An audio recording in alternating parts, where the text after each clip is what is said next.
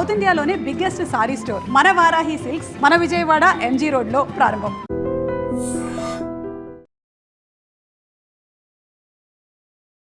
నమస్కారం, welcome to I dream. ధర్మ మార్గం విత్ విజిత కార్యక్రమానికి స్వాగతం.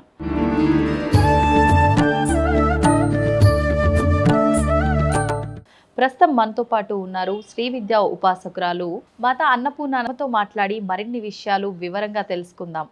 అమ్మ నమస్కారం. శుభం. అమ్మ, నేను మీ గురించి విన్నంత వరకు కూడా ఎంతసేపు మన ధర్మాన్ని ముందుకు తీసుకెళ్ళాలి, మనం ఏదున్నా సేవ రూపంలో భగవంతుడికి మనం ఒక కృతజ్ఞత తెలుపుకోవాలి అనే విషయాలే ఎక్కువగా తెలియజేస్తున్నాయి. ఎక్కువగా అంటే మనం ఏ ఆలయంలో చూసినా, ఏ దైవ కార్యక్రమంలో చూసినా ఎక్కువగా ముందంజలో ఉండి కార్యక్రమాలు జరిపించేదంతా కూడా మగవారు ఎక్కువగా చేస్తూ ఉంటారు. పౌరోహిత్యం దగ్గర నుంచి, పూజల దగ్గర నుంచి.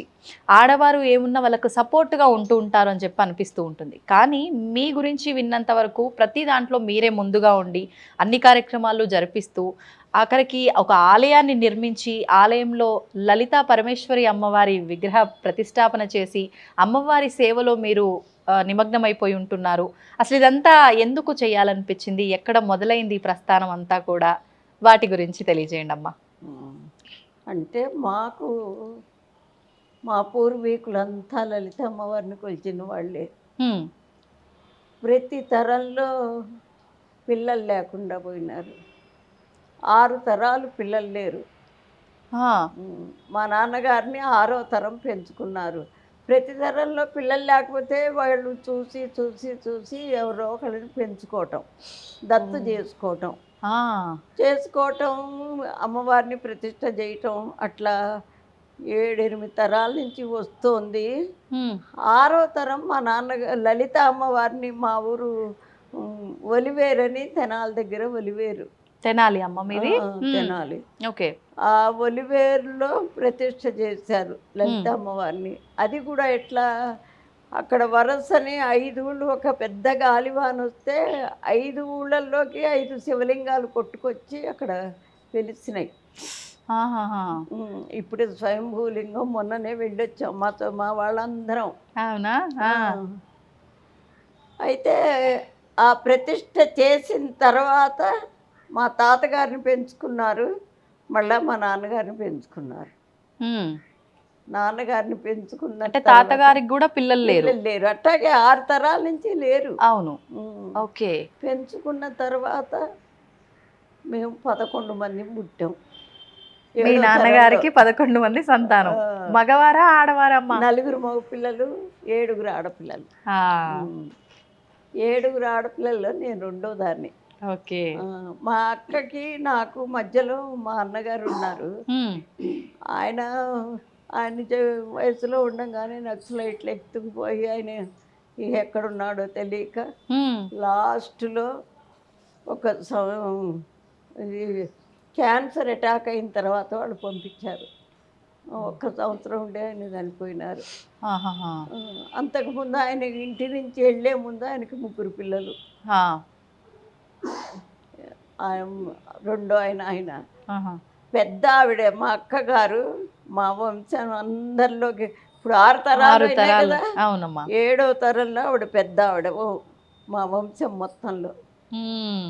ఆవిడ చాలా మహిమ గల ఆవిడ. ఇప్పటికి ఆవిడకి జనవరి 29కి 92వ సంవత్సరం వస్తుంది. ఓ, ఎక్కడ ఉంటారమ్మా ఆవిడ? అదే వైజాగ్ దగ్గర నర్సీపట్నం అని ఉంది. అక్కడి నుంచి తుని వెళ్ళే రోడ్లో బలిఘట్టం అని ఉంది. ఆ కొండ మీద ఆశ్రమం ఆవిడ కూడా. అంటే మాతాజీగా ఉన్నారా? ఉన్నారు. లక్ష్మీదేవి పంచాయతన్ దేవాలయం.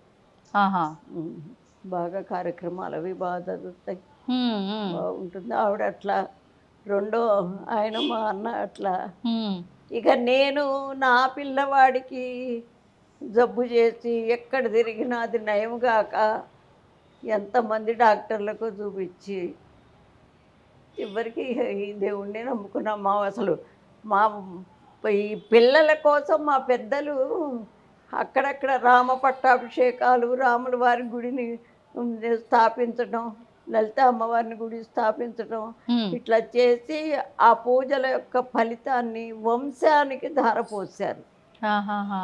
ధారపోయటం అంటే వీళ్ళు చేసిందంతా ఇప్పుడు ప్రతి పూజలోనూ ఏ తత్ఫలం లలితా పరమేశ్వరీ దేవి కరచరణారవిందమస్తు సుప్రీత సుప్రసన్న వరదో భవతు అని చేతిలో నీళ్లు అక్షింతలు వేసుకుని వదిలిపెడతారు. అమ్మవారి దగ్గర. ఆ, అట్లా మాకు ఈ వంశానికి పిల్లలు కావాలని ఆ ఫలితాన్నంతా వంశానికి ధారపోసారు. ఆహాహాహా. మీ అబ్బాయికి ఆరోగ్యం బాగలేదు అన్నారు, ఏం జరిగిందమ్మా? ఆరోగ్యం అంటే ఆయనకి అదేంటి జాండీస్ వచ్చినాయమ్మా. ఉమ్, ఆ జాండీస్లో ఆ లివర్ గట్టి పడిపోయి ఆహా. Cirrhosis of liver. ఓ.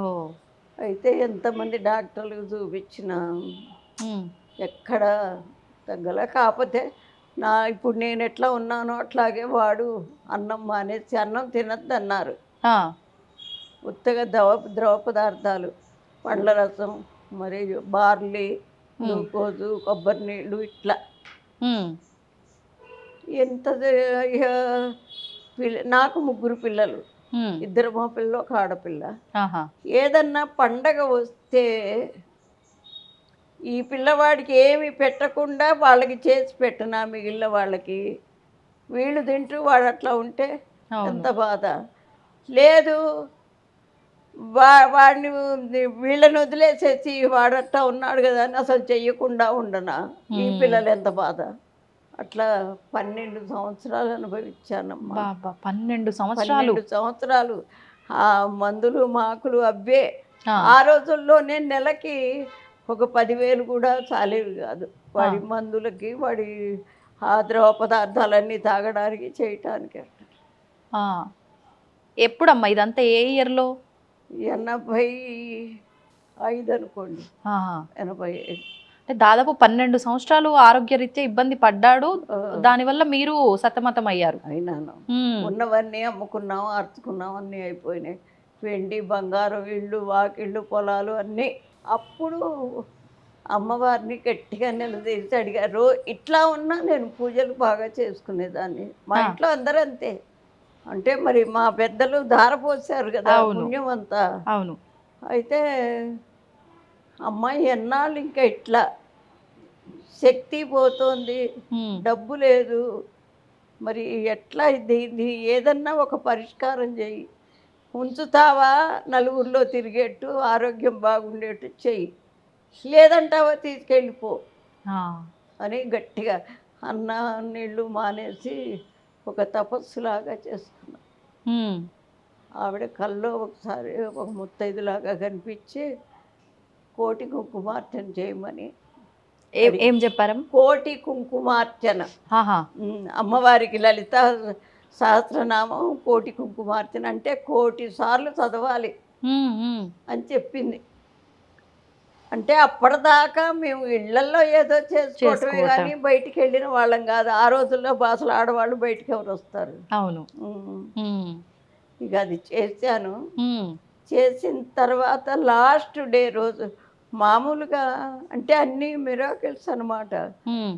ఆ కోటి కుంకుమార్చన చేయాలంటే ఆడవాళ్ళు వచ్చి చదవాలి. అవును.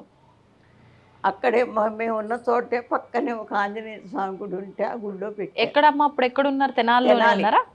తెనాలి నందులపేటని అక్కడ ఉన్నాము. ఆ పక్కనే ఉంది ఆంజనేయ స్వామి గుడి. మొదలు పెట్టా కార్తీక మాసంలో. అంటే కార్తీక మాసం అంతే అంతా ఉపవాసాలు ఉంటారు కదా, తప్పనిసరిగా చదువుతారని. ఉంటే 10 రోజులైంది. మహా అయితే మొత్తం మీద 10 రోజుల్లో 15 మంది వచ్చారు, 20 మంది వచ్చారు. అప్పుడు ఇప్పుడు అంటే మానవులం కదండి, ఎంత పూజ చేసినా ఎంత ఉన్నా మన ఇది మనకు ఉంటుంది. ఆ లక్షణం మానవ లక్షణం. ఇక అయ్యో ఇంత సంకల్పం చేశాను, ఎవ్వరు రావట్లేదు, 40 రోజులే పెట్టుకున్నాను. మీరు సమయం పెట్టుకున్నారు సంకల్పంగా 40 రోజులని. ఓకే. అప్పుడు పుష్పగిరి స్వామి పెద్ద స్వామి వారు వచ్చి అక్కడ ఉన్నారు. అక్కడికి వెళ్ళాను. ఆ, స్వామి ఇట్లా జరిగింది ఇది సంగతి అంటే ఏంటి ఇది చెప్పింది ఎవరే? ఆవిడ కదా, ఉమ్, ఆవిడే చూసుకుంటుంది. స్వామి ఏమి లేదు, బలాని రోజున ఇట్లాగే అన్నారు. బలాని రోజున పొద్దున పుట్ట శనివారం నాడు నేను వస్తున్నా, లలితా సహస్రనామ వివరణ చెప్తాను, ఇట్లాగే అన్నారండి. అప్పటికి నేను జాబ్ చేస్తున్నా. ఆహా, ఒక శుద్ధ ముక్క కొనుక్కుని ఉమ్, మీ ఏంటి ఆ తెనాల్లో మీ ప్రాంతంలో ఎన్ని గుళ్ళు ఉన్నాయో వెళ్ళి అన్ని చోట్ల బోర్డు మీద నువ్వే రాయాలి. ఏమనమ్మా? ఏమని, బలాని శనివారం రోజు ఇన్ని గంటలకి స్వామీజీ వస్తున్నారు, వారు లలితా సహస్రనామ వివరణ చెప్తున్నారు కాబట్టి అందరు భక్తులందరూ రావాల్సింది. ఉమ్, రాసి వచ్చారు. అంటే అప్పుడు లెక్చర్ చేస్తున్నానమ్మా. లెక్చరర్గా చేస్తున్నారు మీరు. ఆహా, అది ఆ బోర్డు అంటే ఎత్తుగా ఉంటుంది, నేను పొట్టి మనిషిని, నన్నే రాయమన్నారు ఆయన. ఆ, 9 గంటలు అయిన తర్వాత అప్పుడు వెళ్ళి ఆ, ఆ వాచ్మెన్ని బతిమిలాడి నేనే స్టూల్ ఎక్కి నేనే రాసుకున్నా. ఆ, అట్లాగే ఆ రోజు వచ్చారు, రానే వచ్చింది, ఆయన వచ్చారు. ఉమ్. పొద్దున 8 గంటలకు వచ్చారు. జనం బాగా వచ్చారు. స్వామివారు వచ్చినప్పటికీ మీరు సంకల్పంలో చెప్పుకున్న 40 రోజుల్లో ఎన్నో రోజుకి వచ్చారమ్మా మీరు? నేను 15వ రోజు 15వ రోజు. ఉమ్, వచ్చాను. ఇక సరే ఆయన అన్నీ చెప్పారు. లలితా సహస్రం చదవడం అంటే ఆడవాళ్ళకి భగవంతుడు చాలా అవకాశాలు ఇచ్చాడు. ఏమి తినందే చదవకూడదు అనేది లేదు. ఉమ్, అసలు శాస్త్రాల్లో భగవంతుడు ఎక్కడ లేడు, మీ మనస్సులోనే ఉన్నాడు. కాబట్టి ఆయన్ని ముందు తృప్తిపరచాలి. మీరు వేళటికి శుభ్రంగా స్నానం చేసుకుని అంతో ఇంతో టిఫిన్ తినేసి రండి, చెయ్యొచ్చు. ఇది లోక కళ్యాణం కోసం మొదలుపెట్టింది. ఆయన చెప్పారు ఆ మాట. ఆహాహాహా. అని చెప్పారు. ఆ రోజు నుంచి ప్రతిరోజు మధ్యాహ్నం 3 అయ్యేది పూజ అవ్వటానికి, ఆ, అంత జనం. ఓహో. ఆ రోజు నుంచి ఆ, అన్నట్టుగానే కరెక్ట్గా 40 రోజుల్లో అయిపోయింది. దాదాపు ఎంత సంఖ్యలో వచ్చేవారమ్మా? కనీసం 100 మంది అట్లా వచ్చేవాళ్ళు ముందు. 10 మంది 15 మంది కాస్త చూడండి. ఆ, కరెక్ట్గా 40 రోజులకి అయిపోయింది. కోటి. అయిపోయింది. అంటే నేను చేశాను అని నేను అన్ను.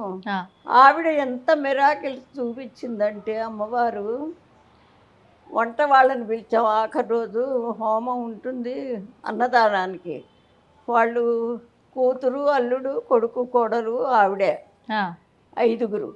వాళ్ళ 5గురు 4000 మందికి కావాల్సిన సరుకంతా వాళ్ళే పట్టుకొచ్చారండి. బా. వాళ్ళని వీళ్ళని అడిగి ఉమ్, ఆవిడ అన్నం తినకుండా మరి ఏంటి ఇప్పటిదాకా బ్రాహ్మలు ఎవరు ఏంటి ఆడవాళ్ళు ఇట్లా చేసిన వాళ్ళు లేరు, ఆ, ఆవిడ చేస్తోంది కాబట్టి మీరు ఎంతో కొంత సాయం చేయండి అని వాళ్ళు తీసుకొచ్చారండి. ఉమ్, అయిపోయింది ఆ రోజు. బాగా చాలా బ్రహ్మాండంగా అయింది. ఉమ్, అప్పుడు ఒక ఆవిడకి ఒంటి మీదకి అంటే ఆ మనస్సులోకి వచ్చిన దాన్ని వాళ్ళు తట్టుకోలేక ఒక విధంగా అయిపోతారు. ఆహాహా. వచ్చిన ఆలోచన తట్టుకోలేక అంటే ఒంటి మీదకి రావటం అంటే అది. ఉమ్, ఆవిడ ఏం చెప్పింది, మీరు మీ అబ్బాయిని రాయవేలూరు తీసుకెళ్ళండి, వాడికి తగ్గిపోతుంది అని. మేము అప్పటిదాకా అన్ని ప్రయత్నాలు చేసి ఇక మెదలకుండా ఊరుకున్నాం ఆ మందులు వాడుతూ.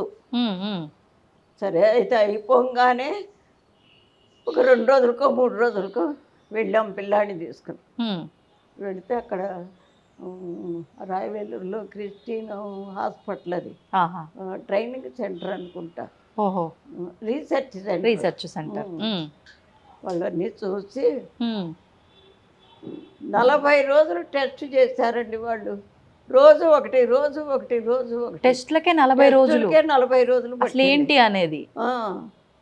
అప్పుడు వాడు తేల్చింది ఏమిటంటే లివరు గట్టిపడ్డ మాట వాస్తవమే.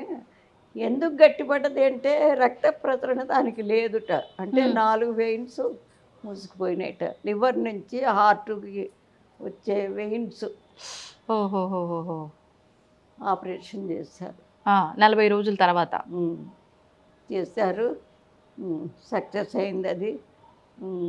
ఒక అక్కడ ఒక ఫెసిలిటీ ఏమిటంటే అప్పుడు కాదు ఇప్పుడైనా ఎవరు వెళ్ళినా ముందు మనం డబ్బులు తీసుకెళ్ళక్కర్లా, ఏదో కొంత తీసుకుని వెళితే వాళ్ళు మనం అక్కడ ఉన్న వాళ్ళు మనకి అన్నీ వాళ్ళే వాడతారు, భోజనం వాళ్ళే పెడతారు. ఎంతమంది ఉన్నా ఎంతమంది కాదు, పేషెంట్ ఆ పేషెంట్తో ఉన్న వాళ్ళకి. అయితే చివరికి వెళ్ళేప్పుడు బిల్లు కట్టాలి. ఈ లోపల మనం చేసే ప్రయత్నాలు చేసుకోవచ్చు. అవును, అట్లా సరే చేసాం, బాగానే ఉంది. లాస్ట్కి 28,000 బిల్లు ఆగిపోయిందండి. కట్టాల్సింది ఇంకా బాకీ ఉంది అక్కడ.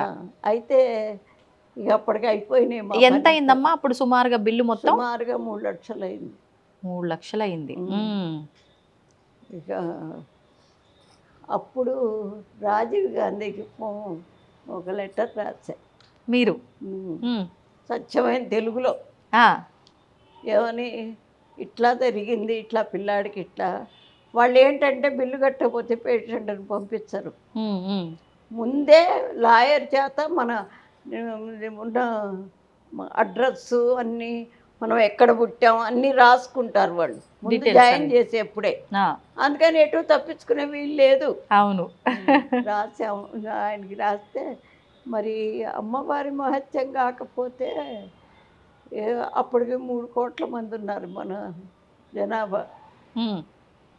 ఈ 3 కోట్ల మందిలో నేను ఏ విధం అండి, ఎక్కడ అసలు నా ఉనికి ఎక్కడ?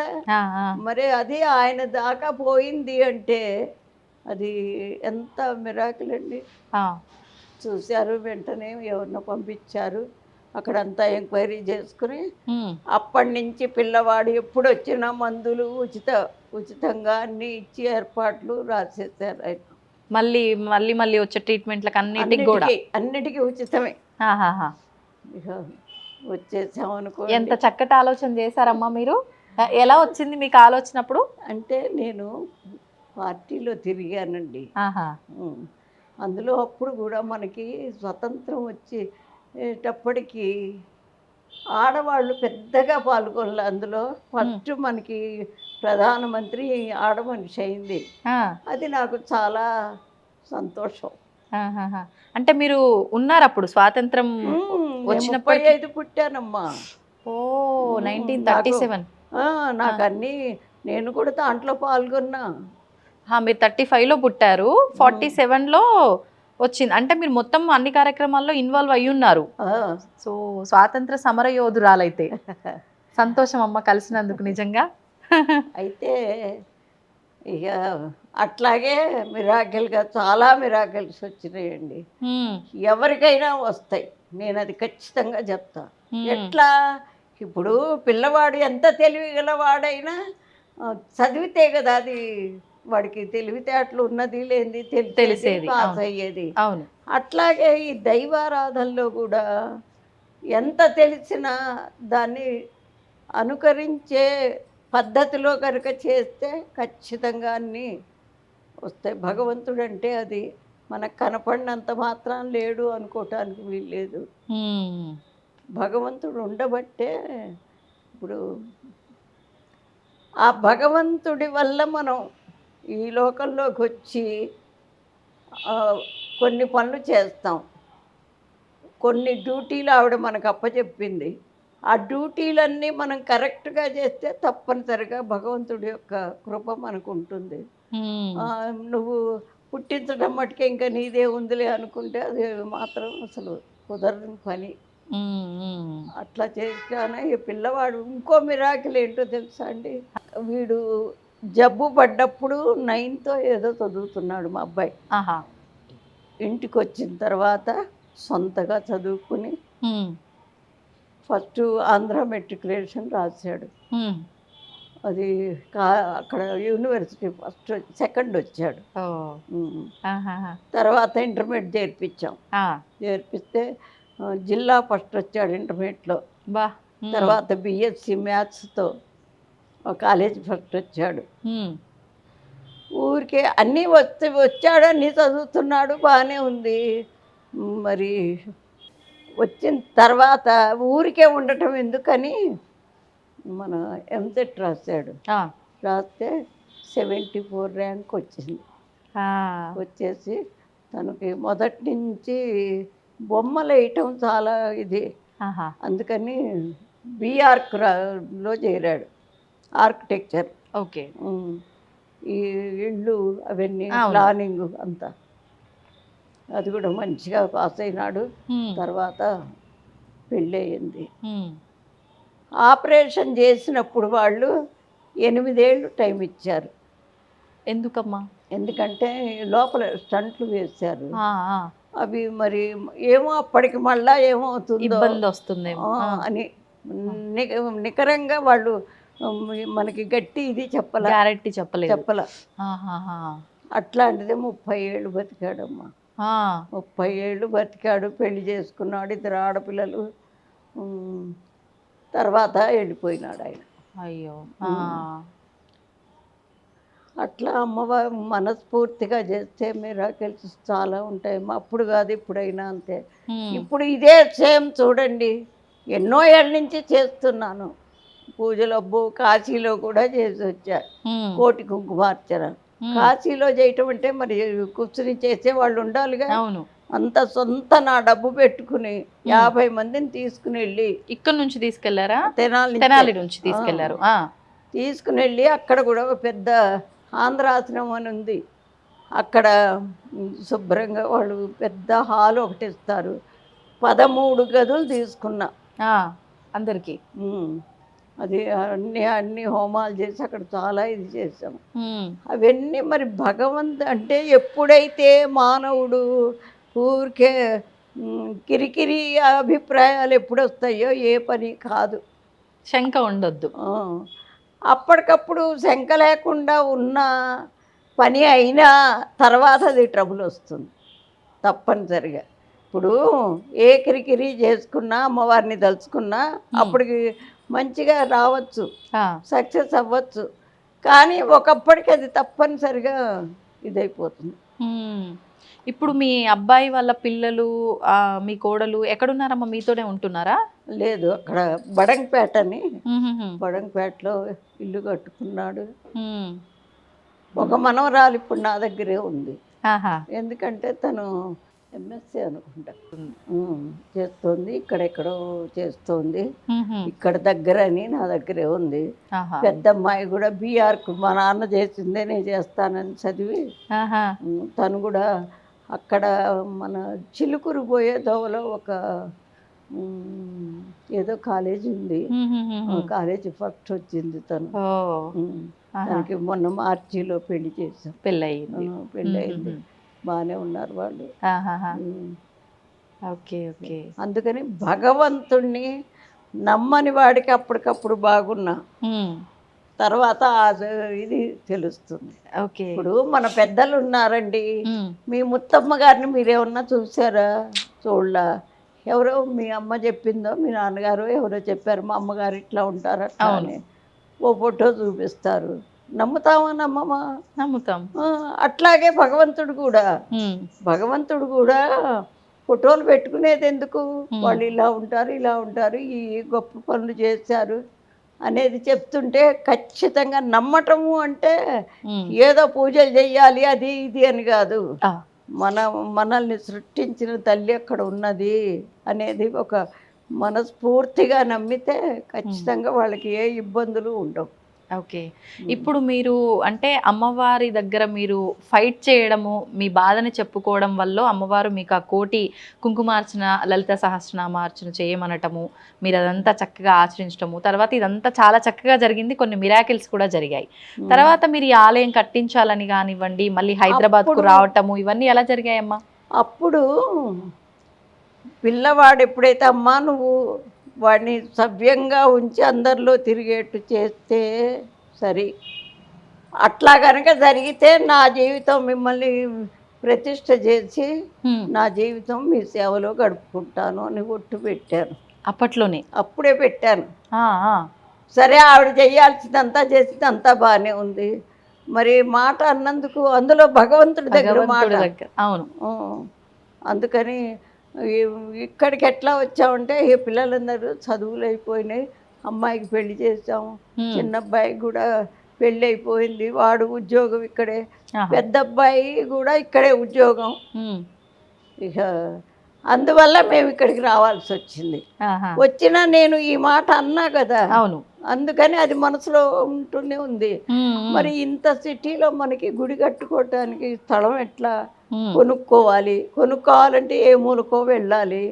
సెంటర్లో కనుక కడితే కట్టినందుకు నా కోరిక తీరుతుంది, తర్వాత భక్తులకి వాళ్ళకు ఒక దోవ ఏర్పాటు చేసి, నేను ఏ పని చేసినా నా స్వార్థం నా ఇది చూసుకోనండి, ఫర్దర్ వాళ్ళకి ఒక ఉపయోగకరము అవును అని అట్లా అనుకుని. ఏ సంవత్సరంలో వచ్చారమ్మా హైదరాబాద్కి? 96లో. 96లో వచ్చారు. అట్లా చేసుకుని నెమ్మదిగా ఇది ఏం ఒక రోజు 2 రోజులుగా 25 ఏళ్ళు అయింది. 25 ఏళ్ల నుంచి ఏదో ఒకటి కడుతూనే ఇప్పటికైనా ఇంకా ఉన్నాయి. మొన్ననే ఇప్పుడు విగ్రహాలు అవి వేయించి ఆర్చీలు కట్టించి ఆర్చిలో. ఇప్పుడు ఇక్కడ కట్టి ఇది 25 years అవుతుందా అమ్మా? మీరు హైదరాబాద్ రాగానే ఇప్పుడున్న ప్లేస్కే వచ్చారా ఎట్లా? ఇప్పుడు అబ్బాయి వాళ్ళు ఇక్కడ ఉండేవాళ్ళు, సంగీత నగర్ అని, అక్కడ ఉంటున్నాము. అక్కడ ఉంటూ నాకు ఈ వార్డు కౌన్సిలర్ గారు పరిచయం అయితే, ఇట్లా ఒక హనుమంతుడు కనపడితే ఆయన వెంబడి వెళ్ళటం, అక్కడ ఒక గుడి చూడటం, ఆ గుడిలో ఉండటం, అప్పటి నుంచి కాస్త 1 సంవత్సరం 2 ఏళ్ళు అట్లా అని అయిన తర్వాత ఇక్కడికి వచ్చాను. కౌన్సిలర్ గారు చూపించారు. ఇది ముందు హనుమంతుని గుళ్ళో చేసేవారు అంటే అక్కడ సేవ చేసేవారా? ఇక్కడలాగా పూజలు అన్ని చేసేవారా? చేసేదాన్ని. నాకు ఆ మధ్యలోనే మా ఊళ్ళో ఉన్నాయి. ఇప్పుడు మనస్సు బాగుండకపోతే ఏదో ఒక పనిలో నిమగ్నం అయితే ఖచ్చితంగా ఒక ప్రశాంతత వస్తుంది. అట్లాగే మరి ఇంత పిల్లాడు ఇట్లా అయినాడు అనుకుంటే అప్పుడు చదువుకున్నా నేను. చిన్నప్పుడు చదువుకోలే. చిన్నప్పుడు 6వ తరగతి మటుకే ఎడ్లపల్లిలో ఉండేవాళ్ళం. నేను మా నానమ్మ వాళ్ళ దగ్గర ఉండేదాన్ని. ఎందుకంటే నా తర్వాత చెల్లెలు 1 సంవత్సరం 1 నెల తిన్నది. అవటాన పాలనలతో పడతారని మా నాన్నమ్మ తీసుకెళ్ళారు నన్ను. తీసుకెళ్తే అక్కడ 11 ఏళ్ళు పెరిగాను. 6వ తరగతి దాకా చదివా. తర్వాత మా తాతగారు చనిపోయినారు. తాతగారు అంటే నాన్న అనమాట. చనిపోయిన తర్వాత ఇక మళ్ళా అమ్మగారింటికి వచ్చేసేసారు. ఎందుకంటే నానమ్మని మా బాబాయ్ తీసుకెళ్ళిపోయినారు. హైదరాబాద్లో ఉండేవారు. ఇక ఆవిడని తీసుకెళ్ళిన తర్వాత ఇంటికి వెళ్ళాను. 2 ఏళ్ళు ఉన్నాను, లేదో పెళ్లి చేసేస్తారు. 13వ ఏడు వచ్చింది, పెళ్లి చేశారు. 13వ ఏడే పెళ్ళి అయిపోయింది మీకు? 14 వచ్చేసరికి మా అబ్బాయి పుట్టాడు, పెద్ద అబ్బాయి. ఈ అబ్బాయి ఇప్పుడు మీరు ఆరోగ్యం బాగోలేదని చెప్పిన అతను 14వ ఏటే. 15, 16 లేదు ఇంకొక అమ్మాయి, 17, 18 లేదు ఒక అమ్మాయి, 21 వచ్చేసరికి ఇప్పుడున్న అబ్బాయి పుట్టేసి ఇక అంత మటుకు అయ్యి ఇక వాళ్ళని చూసుకుంటూ ఇంట్లో పూజ చేసుకుంటూ ఇంకా నెమ్మదిగా హిందీ చదవటం మొదలుపెట్టి. ఎందుకమ్మా హిందీని ఎందుకు చదవడం? అంటే మరి అప్పటికి ఇంగ్లీష్, అప్పుడు 6th క్లాస్లో అక్షరాలు నేర్పారు మాకు. అప్పుడు అట్లుండేది, ఇంగ్లీష్ ఉండేది కాదు. 5వ తరగతి దాకా అంతా తెలుగు. 6వ తరగతికి వస్తే ఇంగ్లీష్ అక్షరాలే. అంత మటుకి 1 సంవత్సరం వల్ల అవే ABCDలు అంతే. 7వ తరగతికి వస్తే అప్పుడు పదాలు, చిన్న పదాలు. అది చదవటం కష్టమేమో అనుకుని నేను దానిలోకి పోకుండా హిందీ చదివాను. ఆ హిందీ నెమ్మదిగా, అది కూడా ఒక మిరాకిల్. ఏంటమ్మా? మా వారికి తెలియకుండా చదివా.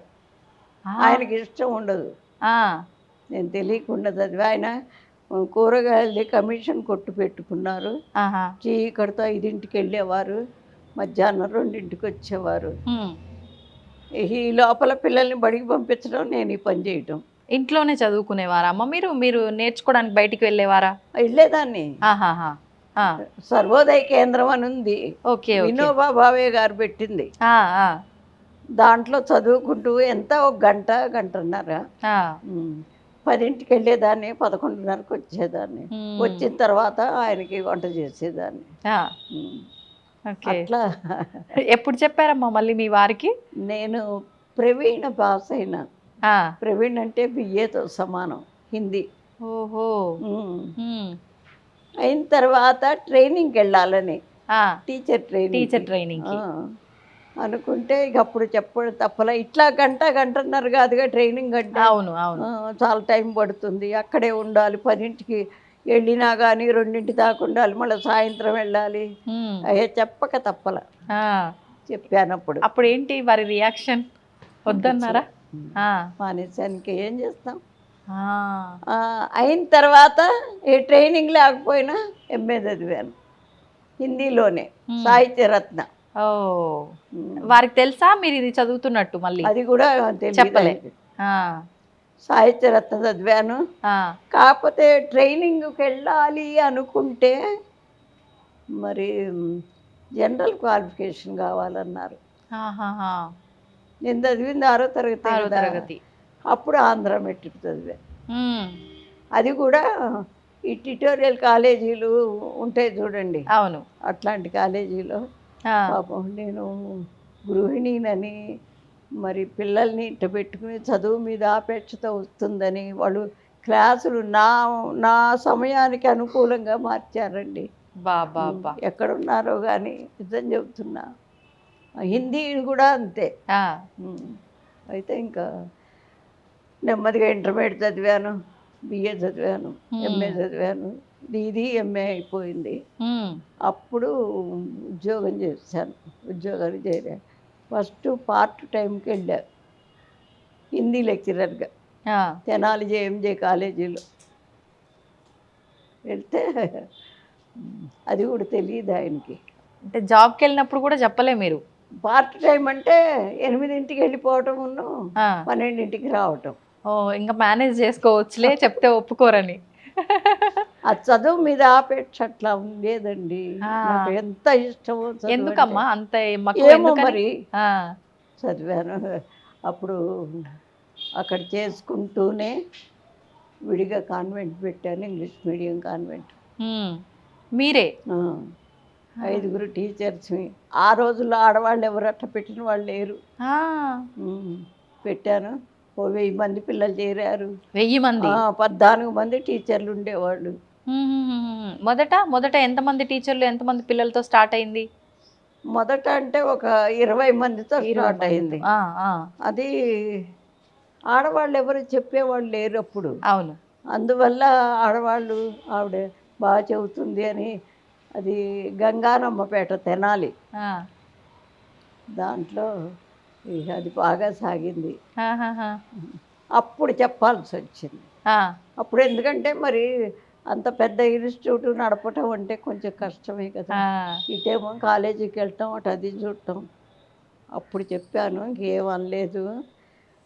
తర్వాత 12 ఏళ్ళు అట్లా జరిగింది బాగా. 77 గాలివాన్ వచ్చింది ఒకటి, దివిసీమ గాలివాన్. అప్పుడు ఆ గాలివానకి మేము పెట్టిన స్కూల్ పెట్టిన ఇల్లు పడిపోయింది. అయ్యో. అక్కడి నుంచి ప్లేస్ మార్చాం. మార్చిన తర్వాత రిక్షాల గూడు రిక్షాలు. అప్పుడు రిక్షాల్లో కొంతమంది వచ్చేవాళ్ళు, కానీ ఎట్లయినా స్ట్రెంగ్త్ తగ్గింది. ఎందుకంటే దూరంగా ఉండేదా? చాలా దూరంగా. అంటే ఇప్పుడంటే అందరూ ఇస్తున్నారు, కానీ అప్పుడు అమ్మో పిల్లలకి ఇస్తే ఇల్లు పాడు చేస్తారు, అది చేస్తారు, ఇది చేస్తారు అని డబ్బు దొరికేది కాదు. Okay okay. అట్లా నడిపాను. తర్వాత ఎవరు లేని అన్నదమ్ములు 2 చదువుకున్నారు, కానీ ఉద్యోగాలు రాలా. వాళ్ళకి ఇచ్చేసారు, మీరు నడుపుకోండి అని. ఉద్యోగాలు లేవు వాళ్ళకని మీరు ఇచ్చేసారు నడుపుకోమని. అది కూడా ఎందుకు అంటే మా అమ్మాయికి అప్పటికే నాకు పెళ్ళైనట్టే అమ్మాయికి కూడా 15 ఏట చేసేసా. ఆవిడకి జాండీస్ వచ్చినాయి అమ్మాయికి. అంటే ఫస్ట్ ప్రెగ్నెన్సీ రాగానే జాండీస్ వచ్చినాయి. అప్పుడు డాక్టర్ గారు ఏమన్నారంటే, అమ్మ రోజు అబ్జర్వ్ చేయాలి మీరు, ఆవిడ హాస్పిటల్లో చేర్పించండి అని చెప్పారు. ఓకే. ఓకే. చెప్పి ఆ డాక్టర్ గారు ఇప్పుడు ఏదో సామెత చెప్పినట్టు ఇంట్లో నుంచి బయటికి రాని దాన్ని హ్మ్. ఇక నాకు ఎవరు కనపడితే వాళ్ళతో స్నేహం చేయటం, వాళ్ళకి కావాల్సినవన్నీ అమర్చడం, హ్మ్. అట్లా అప్పుడు ఆడవాళ్ళ దెబ్బను బయటికి వెళ్ళేవాళ్ళు కాదు. అదే. హ్మ్. అట్లా ఉంటాను. డాక్టర్ గారు కూడా బాగా పరిచయం. ఎవరు పల్లెటూళ్ళలో ఉండి బస్తీకి వచ్చాం కదా, అవును. ఆ పల్లెటూరు నుంచి ఈ జనం వచ్చేవాళ్ళు. అందులో మా వారిది కూరగాయలది వ్యాపారం. వ్యాపారం. ఆ! ఆ కూరగాయలు తీసుకుని వచ్చేవాళ్ళు రైతులు. ఆ! మరి హాస్పిటల్కి వెళ్ళాలి వదినమ్మా అనేవాళ్ళు. ఆహా! వాళ్ళని తీసుకెళ్ళటం అట్లా డాక్టర్ గారు బాగా పరిచయం అయ్యి ఆహా! బావమరుదులు కొడాలి వీరయ్య గారు, వీర రాఘవ గారు అని ఆహాహాహా! ఆయన చెప్పారు. అమ్మా ఉమ్, ఆయనవే పక్క రోడ్లో రూమ్స్ ఉండేవి డాక్టర్ గారివి. అక్కడెక్కడన్నా మీరు ఒక ఇల్లు తీసుకుని ఉండండి, నేను రూమ్స్కి వస్తా కాబట్టి వచ్చి చూసిపోతాను అమ్మాయిని, ఇక్కడ చేర్చడం అంటే మీకు ఇబ్బందేనని చెప్పారు ఆయన. అట్లాగే అక్కడ ఒక ఇల్లు తీసుకుని అందులో చేరి అప్పుడు ఆ పిల్లలకి ఇచ్చేసి ఆ స్కూలు దీనికి దానికి నడవక. ఓహ్! అవతల కాలేజీ ఉంది నాకు, ఆ! అవును. మరి ఇది మళ్ళీ పిల్లకి ఇట్లా అది ఇవన్నీ చూసుకోవడం ఇంక ఇబ్బంది అవుతుంది అని అని చెప్పి అది ఇచ్చేసేసారు. అమ్మ మీరు ఒక మాట చెప్పారు. మీ బాబుకు బాగోలేని టైంలో నేను ఎలాగైతే ఆహారం తీసుకోనో వాడిని కూడా అలాగే ఉంచాల్సి వచ్చింది ద్రవ పదార్థాలతో అని చెప్పి. మీరెందుకు తీసుకోవట్లేరమ్మా ఆహారం? నేను శ్రీ విద్యాపరురాల్ని. హ్మ్. అసలు మానవుడికి ప్రతిబంధకం ఏది అంటే ఆహారమే. హ్మ్. ఏ పని చేసినా ముందు ఆ తినడం కోసమే చేస్తారు. మంచి చేయనివ్వండి, చెడు చేయనివ్వండి, చదువుకోనివ్వండి, కష్టపడినివ్వండి, ముందు అది ఆలోచిస్తారు ప్రతి వాళ్ళు. హ్మ్. ఇది జీవితానికి ప్రతిబంధకం అవుతుంది. హ్మ్. అదీగాక ప్రతి సంవత్సరం మన ఒక్కొక్క రాష్ట్రంలో ఈ సర్వోదయ సమ్మేళనం లేడీస్కి జరిగేది. ఆ! మా మాస్టారు అందరినీ ఇచ్చి నన్ను పంపించేవారు. బయటికి వెళ్ళి తినే అలవాట్లు లేవు, హ్మ్. ఎవ్వరిళ్ళల్లో తిని ఎరగవు. హ్మ్. మరి అటంత దూరం వెళ్ళినప్పుడు తినాల్సి వస్తుంది. బయట. ఉమ్. హ్మ్. ఇది పని కాదనుకుని ఏదో పళ్ళు పాలు దాంతో అయిపోయేది. ఆ! అదీగాక నేను మంత్రశాస్త్రం నేర్చుకున్నాను. మంత్రశాస్త్రానికి కొన్ని రూల్స్ ఉంటాయి. ఎటువంటి రూల్స్ అమ్మా? ఎటువంటివి అంటే ఇప్పుడు మా గురువుగారు చెప్పారు ఒక మాట. ఒక పంతులు గారు ఒకళ్ళ ఇంటికి భోజనానికి పిలిస్తే వెళ్ళారట. వెళితే అక్కడ భోజనం అది చేశాడు, వచ్చి పడుకున్నట్ట. పడుకుంటే ఆ పంతులు గారి భార్య పలానా చోట భోజనానికి వెళ్ళారు కదా, ఏమి ఇచ్చారు వాళ్ళు, వెండి బంగారాలు కూడా ఇచ్చేవాళ్ళు వెనక హ్మ్. అని సంచి తీసి చూసిందట. హ్మ్. చూస్తే అందులో వెండి చెంబు ఉంది. హ్మ్. అమ్మో మా ఆయనకి వెండి చెంబు ఇచ్చారు వాళ్ళని చాలా సంతోషపడ్డది. ఆ! ఆయన లేచేదాకా ఉండి అడిగిందిట. ఆ! అడిగితే ఆయన లేచి లేవగానే అసలు మంచినీళ్ళు తాగి ఏంటి టవల్ పైన వేసుకుని ఏది ఇటు తీసుకురావే అన్నట్ట. ఆ! తీసుకొచ్చి ఇస్తే అది తీసుకుని వెళ్ళిపోయి మధ్యాహ్నం వెళ్ళిన వాళ్ళ ఇంటికి వెళ్ళి, హ్మ్. అమ్మ మర్చిపోయి మీ వెండి చెంబు నా సంచిలో పెట్టుకుని వెళ్ళిపోయాను హ్మ్. అని చెప్పి తిరిగి ఇచ్చేసాట. ఇచ్చేస్తే అది ఎందుకు అంటే అట్లా జరిగింది, ఎందుకు తీసుకొచ్చాడు ఈ పంతులు గారు అంటే అడిగట్ట ఆవిడని. హ్మ్. అమ్మ మీ ఆయన ఏం చేస్తారు, మీరు తెచ్చిన సరుకులన్నీ మీరు కొనుక్కొచ్చారా, ఎక్కడన్నా అప్పు తెచ్చారా అని అడిగట్ట. ఆ! అంటే సన్న బియ్యం అని పక్క వాళ్ళ ఇంట్లో తీసుకున్నానండి అన్నదట. ఆ! పక్కవాడు ఒక దొంగట. ఎవరైతే ఎవరింట్లోంచి వీళ్ళైతే అప్పుగా తెచ్చుకున్నారో ఆ ఇంటతను. దొంగ. ఆ! అయితే ఆ దొంగతనం చేసి తీసుకొచ్చిన డబ్బుతో ఆ బియ్యంతో వండి పెట్టటాన ఈయనకి ఆ దొంగ బుద్ధి వచ్చింది. ఓహ్! ఆహారం తిన్నందువల్ల. వచ్చి నిద్రపోయేసరికి అరిగిపోయిందిగా, అప్పుడు బాగా స్ట్రైక్ అయింది, అయ్యో నేను పొరపాటు చేశానని. అందుకని మంత్రోపదేశమైన వాళ్ళు ఎవ్వరూ కూడా బయట ఎక్కడా తినకండి అని చెప్పి ఆయన బాగా డీప్గా చెప్పారు. అప్పటి నుంచి ఇక మానేశాను అట్లా. ఏ సంవత్సరంలో అమ్మ? మీకు ఎన్ని సంవత్సరాలు ఉన్నాయి అప్పుడు? 38. మీరు 38 సంవత్సరాలు అప్పుడు. ఇప్పుడు ఎంత అమ్మ మీ వయసు? 88. దాదాపు ఒక 50 సంవత్సరాల పైనే అయింది అనుకుంటా అయితే. అంటే అసలు ఏం తింటారమ్మా కంప్లీట్? బయట ఫుడ్ అంటే ఇంట్లో ఫుడ్? ఫుడ్ తిన్ను కదా అసలు. అసలు ఆ ఫుడ్ లేకపోతే ఇది రాదు కదా, ఈ ఆలోచనే రాదు. తినాలి, బయటికి కొనుక్కొచ్చుకోవాలి, వాడు పిలిస్తే వెళ్ళాలి, ఫుడ్ రాదు కదా. కానీ ప్రాణం నిలబడడం కోసం ప్రాణం నిలబడుతోందిగా.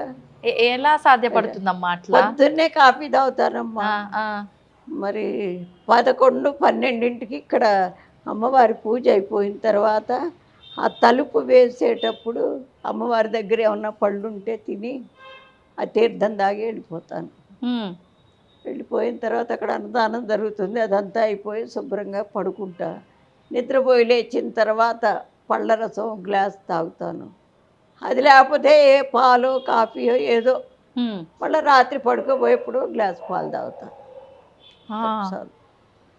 కాఫీయో టీయో పాలు, లేదంటే ఒకసారి జ్యూసు, అది కూడా ఉంటే, లేదంటే లేదు. ఒక పండు నేను తాగాలి అని తెప్పించుకోవటం కాదు, అమ్మవారికి పెట్టింది అయితేనే తాగుతా. కానీ అమ్మ 3 పూటలు తినాల్సిందే, మధ్యలో ఒక్క పూట తినాల్సిన టైం కాస్త ఆలస్యం అయితేనే కళ్ళు తిరిగి అంత గందరగోళం అయిపోతుంది. అసలు అట్లా ఎట్లా ఉండగలుగుతున్నారమ్మా? మొదట్లో కూడా ఏమి ఇబ్బంది అనిపించలేదా మీకు? అంటే ఎప్పుడు పూజలు చేసేదాన్ని కదా, అది ఉపవాసాలు ఇస్తారు బ్రాహ్మలు. బ్రాహ్మలు ఎప్పుడు కూడా ఉపవాసం ముందు ఉంటారు, అట్లా అలవాటైపోయింది. అంటే ప్రత్యేకించి ఏదో కోరిక మేరకు సంకల్పం కోసము పెట్టుకోలే మీరు, స్వామివారు అలా చెప్పటం వల్ల మీరు మంత్రసిద్ధి తీసుకున్నప్పుడు ఇంకా అప్పటి నుంచి కంటిన్యూ చేస్తున్నారు అంతే. అంటే అసలు రైస్ అంతకు ముందైనా తినేవారా మీరు? తినేదాన్ని, అప్పుడైనా ఒక్క పూటే అంతే. ఊరికే మా రోజుల్లో మాకు కాఫీలు ఏం లేవు, టీలు ఏం లేవు, పిల్లలకి లేవు. ఆయన కూడా ఆయన 90 ఏళ్ళు వచ్చిన కాఫీలు టీలు లేవు. నా చిన్న కొడుకు కాఫీ కానీ టీ కానీ ఇప్పుడు జాబ్ చేస్తున్నాడు కదా, అక్కడ ఫంక్షన్స్ అయినా అసలు ఏమి అలవాటు మాకు. అసలు మా ఇంట్లో కాఫీ అది అలవాటు లేదు. హైదరాబాద్ వచ్చిన తర్వాత కాఫీ తాగటం అలవాటైంది. Okay okay. అది అమ్మ, ఇప్పుడు ఈ మధ్యకాలంలో మీరు ముందరే అన్నట్టు మనం మామూలుగా మాట్లాడుకున్నప్పుడు మీరు ఒక మాట అన్నారు, ఇప్పుడు అంతా కూడా డబ్బు ఆరోగ్యం వీటిపైనే వెళ్తోంది సమాజం అంతా కూడా, మంచి ఇదంతా విచక్షణ లేదు అన్నట్లుగా మాట్లాడారు. ఇప్పుడు ఆహారం తినడం సమయం కాస్త లేట్ అయినా, తీసుకునే ఆహారం కొంచెం అటు ఇటు అయినా వెంటనే లోపల ఏదో ఒక ఇబ్బంది, గ్యాస్ట్రిక్ ప్రాబ్లమో, కడుపు నొప్పో, తినకపోయినా నొప్పి వస్తుంది. మరి మీకు అవన్నీ ఏ ఇబ్బంది లేదమ్మా? ముందు నుంచి ఎప్పుడు కూడా ఏ ఇబ్బంది లేదు? ఏమి లేవు అసలు. నాకు ఆఖరికి ప్రెగ్నెన్సీ అప్పుడు కానీ, మరి డెలివరీ అయిన తర్వాత కానీ అట్లాంటివి ఏమీ లేవు. Okay okay. ఇప్పుడు 4-5 ఛానల్స్కి ఇంటర్వ్యూ, ఇదే ఇంటర్వ్యూ జనాలు చూసే అనుకుంటున్నారు మరి. అదే కదా. అంటే ఇప్పుడు దాదాపు మీరు ఎన్ని సంవత్సరాలు అయింది? 50 సంవత్సరాలు చిల్లర, అంటే 52, 53 సంవత్సరాలు, 55 ఏళ్ళు అయింది. 55 సంవత్సరాల నుంచి అసలు ఓన్లీ లిక్విడ్స్ తోనే ఉంటున్నారు మీరు, అంతే, ఇంత యాక్టివ్గా. నిజంగా ఇది పెద్ద మిరాకిల్ అమ్మా. ఇప్పటి వరకు మీరు చెప్పిన మిరాకిల్స్ అన్ని ఒక ఎత్తు అయితే, ఇది ఇంకా పెద్ద మిరాకిల్. అందరికీ సాధ్యపడుతుంది అంటారా అమ్మ ఇట్లా? తప్పకుండా పడుతుంది, పట్టుదల ఉండాలి. ఏదైనా సరే పట్టుదల అంటే మనం సాధించలేదు అసలు ఏమీ లేదు. ఖచ్చితంగా మనం సాధిస్తాము అనే పట్టుదల, సాధించాలి అనే పట్టుదల ఉంటే ఖచ్చితంగా వెంటనే కాకపోయినా తర్వాత అయినా, ఇంకా కొన్నాళ్ళు పోయిన తర్వాత అయినా మనం అనుకున్నది తప్పకుండా సాధిస్తాం, ఏ విషయంలో అయినా. సూపర్ అమ్మ. అసలు మీకు ఆకలి వెయ్యదు, ఏదో అమ్మవారి నైవేద్యము ఆ ప్రసాదంగా ఆ పండో ఆ లిక్విడో ఏదో ఒకటి తీసుకుంటున్నారు అంతే. అది కూడా ఆకలి వేసి కాదు, అమ్మవారి ఆకలి పోయింది, ఎప్పుడో పోయింది. ఓకే. ఇంట్లో వాళ్ళు కూడా ఎప్పుడు అడ్డు చెప్పలేదమ్మా, అంటే ఎందుకు ఇట్లా తినకుండా ఉండడము అది ఇది అని? అసలు నా దగ్గర మాట్లాడే అంత ఇది లేదు పిల్లలకి. ఇప్పుడు మా అబ్బాయికి దాదాపు 55 ఏళ్ళు 60 ఆ, చిన్న అబ్బాయికి ఆ. ఈ రోజుకి నా ముందు మాట్లాడు. ఎందుకనమ్మా? అంటే గౌరవమా, భయమా? రెండు ఉన్నాయి. ఉమ్, ఒక మాట ఏదన్నా ఏది తనకు కావాల్సి వచ్చినా అడుగుతాడు, సలహా అడుగుతాడని. ఉమ్, అది ఇట్లా కాదు నాన్న, దీనివల్ల ఇది అవుతుంది, ఇట్లా అవుతుంది, వద్దు నువ్వు దాని జోలికి పోవద్దు ఉమ్. అంటే సరే అమ్మ అంటాడు. ఆహాహా. ఎదురు కానీ చెప్పేదే లేదు. అమ్మవారు నాకు ఇచ్చిన అదృష్టం ఏమిటంటే నగలు, నాణ్యాలు, ఇళ్ళు, వాకిళ్ళు, డబ్బు కాదు. ఉమ్, మా పిల్లలు, ఆయన ఏ మొగుడు ఊరుకుంటాడండి ఇంట్లో వదిలేసి గుళ్ళో పూజ చేస్తుంటే? ఉమ్. ఊరుకోరు కదా. ఊరుకోరు, అవును. కానీ ఆ అదృష్టం ఏమిటి అంటే నాకు కోడళ్ళు కూడా అట్టా వచ్చారు. నేను ఇక్కడ ఉండిపోయినా ఉమ్, వాళ్ళ మామగారిని ఇక్కడ పెట్టుకుని చూసుకుని అసలు ఇంత లోపల రాకుండా చేస్తారు. ఆ, అదొక అదృష్టం. ఆ. తర్వాత పిల్లలు మరి ఇంత ఇదిగా ఉంటూ ఏంటి పెద్ద పెద్ద పూజలు చేస్తూ అట్లా ఉంటే కూడా అసలు ఏనాడు ఇదేంటి అదేంటి ఇప్పుడు పెన్షన్ వస్తుందా అమ్మ, పెన్షన్ ఏం చేసావని ఏనాడు అసలు అడిగి అడగరండి. ఇంత మటుకు ఆయన కూడా అంతే, ఆహాహా. అడగరు ఎంత వస్తుందని. కానీ ఆ. ఏం చేస్తున్నావు నువ్వు ఒక్కదానివి కదా, అయినా ఇదంతా పెట్టడం ఎందుకు, మాకు ఇవ్వకూడదా ఉమ్. అసలు ఏనాడు. అంటే ఇప్పుడు ఇదంతా మీ సొంత డబ్బులతో చేస్తున్నారా అమ్మా? చేశాను. అవునండి. కంప్లీట్ గా ఈ రోజు వరకు కట్టిన దగ్గర నుంచి కూడా? కాకపోతే ఎవరన్నా ఇప్పుడు మరి హైకోర్టు జడ్జి గారు ఉన్నారు, ఉమ్, ఒక రెడ్డి గారు, వాళ్ళ అమ్మాయికి 32 ఏళ్ళు వచ్చినాయి, పెళ్లి కాల. కొన్ని దోషాలు ఉన్నాయి. నాకు ఏంటి జాతకాలు కూడా వచ్చు, చెప్తూ ఉంటారమ్మా? చెప్తాను. ఆహా. అది చూసి ఆ పరిహారాలన్నీ చేస్తే అమ్మాయికి పెళ్ళి అయింది. అయిన తర్వాత ఆయన, నేను మనసులో అనుకున్నానమ్మా ఉమ్, మీకు ఇద్దామని, అంటే నాకొద్దు, 5 పైసలు కూడా నాకొద్దు, మీరు దీనికి ఏమన్నా చేస్తే చేయించండి అంటే ఆయన చేయించారు. ఉమ్, ఉమ్. ఈ పై ఈ కప్ అంతా కూడా? ఆహా. అట్లాగే ఇంకొకళ్ళు ఉన్నారు ఇక్కడ 5th ఫేజ్లో, ఉమ్, వాళ్ళు కూడా అట్లాగే అని వాళ్ళకి ఏదో కొన్ని ఇబ్బందులు వస్తే దానివల్ల ఇది అదే అన్నీ చేయించాను. ఉమ్.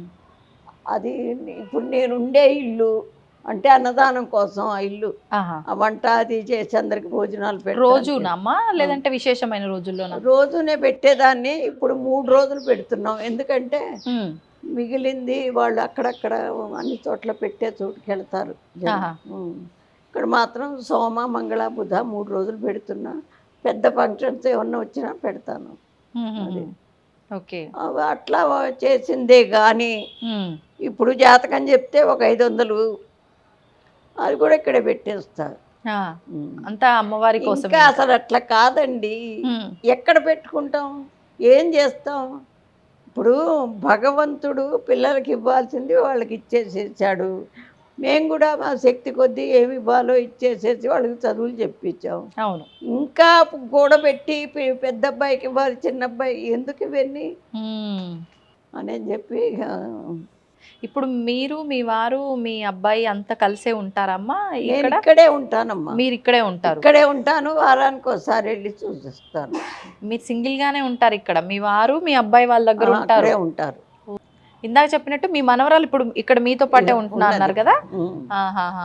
మనవరాల్ని నాకైతే ఉంచడం కూడా ఇష్టం లేదు. ఎందుకమ్మా? ఎందుకు అంటే మన మనవరాలు ఉంచాలి అని ఒక రూల్ ఉన్నా గుడి వాతావరణంలో ఉండేట్టు ఉండాలి. బయట మనిషి ఇక్కడ ఉన్నారంటే గుడి వాతావరణంలో ఉండేట్టు ఉండాలి. అంటే అమ్మా జుట్లు ఇరేబోసుకుని మరి చున్నీలు లేకుండా, లేకపోతే ఎండెక్కి నిద్ర లేచి ఇవన్నీ నాకు కుదరవు. చక్కగా నువ్వు జడేసుకో, చున్నీ వేసుకో, కథ దేవుడు భక్తి అవి ఏమన్నా ఉండేట్టయితే ఉండు. లేదు నేను అట్లా ఉండలేను అంటే నువ్వు నీకు చదువుకి ఏం కావాలో నేను ఇస్తాను, ఇంటి దగ్గరే ఉండని చెప్పాను. కాదు నానమ్మ ఇక్కడే ఉంటానని. ఇప్పుడు జాబ్ వచ్చింది. ఇప్పుడు ఈ సంవత్సరం ఉంది చదువు, మళ్ళీ రేపు మే జూన్తో అయిపోతుంది అనుకుంటా. అది క్యాంపస్ సెలక్షన్లో జాబ్ వచ్చింది, దానికి వెళుతోంది. ఓకే. అది చదువు కాబట్టి నేను ఉండనిచ్చారు, అది. లేదంటే ఒప్పుకునేవారు కాదు. ఎందుకంటే మనం పెట్టుకున్న లక్ష్యానికి ఏది అడ్డంకు రాకూడదు. అది ఏంటమ్మా మీ లక్ష్యం ఏంటి? లక్ష్యం ఏమిటి అంటే సమాజానికి కావలసిన వాటిలో అన్నీ చేయలేకపోయినా కొన్నన్నా మన దైవభక్తితో మంచి మాటలతో చాలామంది మార్పు వచ్చారండి. భార్యాభర్తలు కూడా చాలామంది మార్పు వచ్చారు. అసలు పిల్లలకి అసలు సమాజం ఏమిటి అనేది అసలు తెలియట్లా.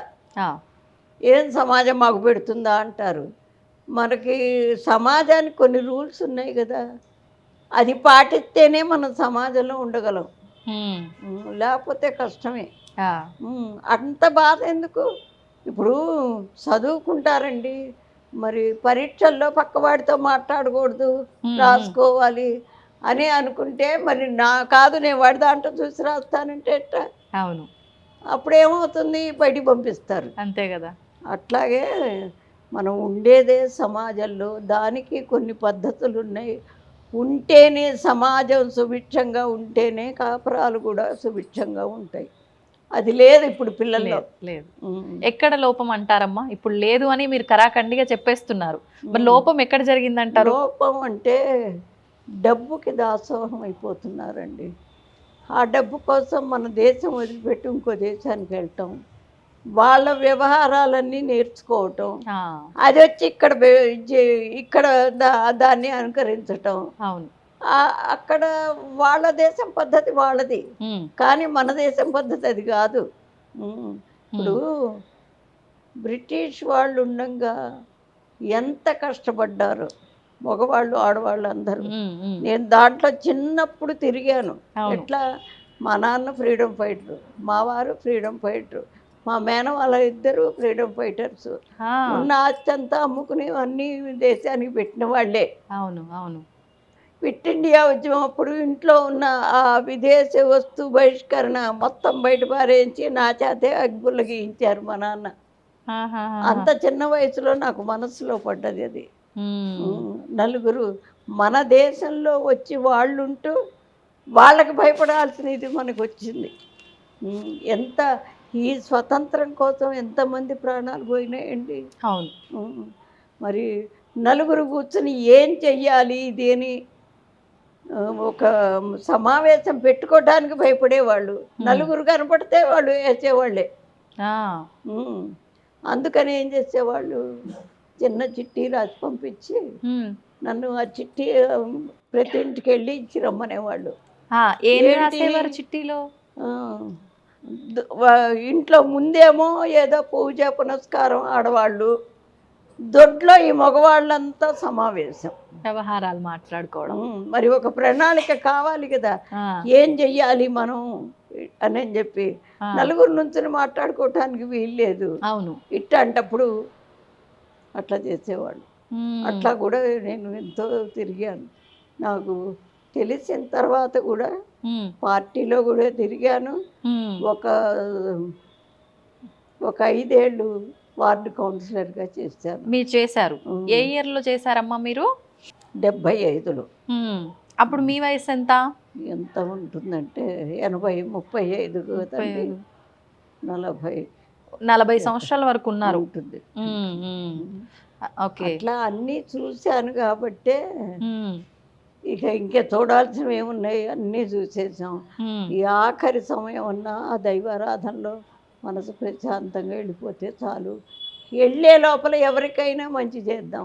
ఇప్పుడమ్మా నా చేతుల మీదుగా కనీసం ఒక 5, 6, 7, 8 మంది దాకా ఇంజనీరింగ్ చెప్పించాను మీరు నా డబ్బుతో, సొంత డబ్బుతో. ఇక్కడ అంటే నా నాన్న కాదు, అంతా ఆవిడ ఇచ్చింది. ఆ బుద్ధినిచ్చింది ముందు. అవును. అదే అసలు ఇంపార్టెంట్. అది ఎదురుకుండా అంత గుడిసెల వాళ్ళు ఉండేవాళ్ళు, కూలినాలు చేసుకునేవాళ్ళు. 5 సంవత్సరాల పిల్లలు మొత్తాన్ని సాయంత్రం పూట ట్యూషన్ చెప్పాను, కానీ తీసుకోకుండా. అట్లా ఇప్పటికైనా అన్నీ ఉచితమే. టైలరింగ్ క్లాసులు పెట్టించాను, అది ఉచితమే. అంటే నామినల్ ఫీజు 10 రూపాయలు. మ్మ్.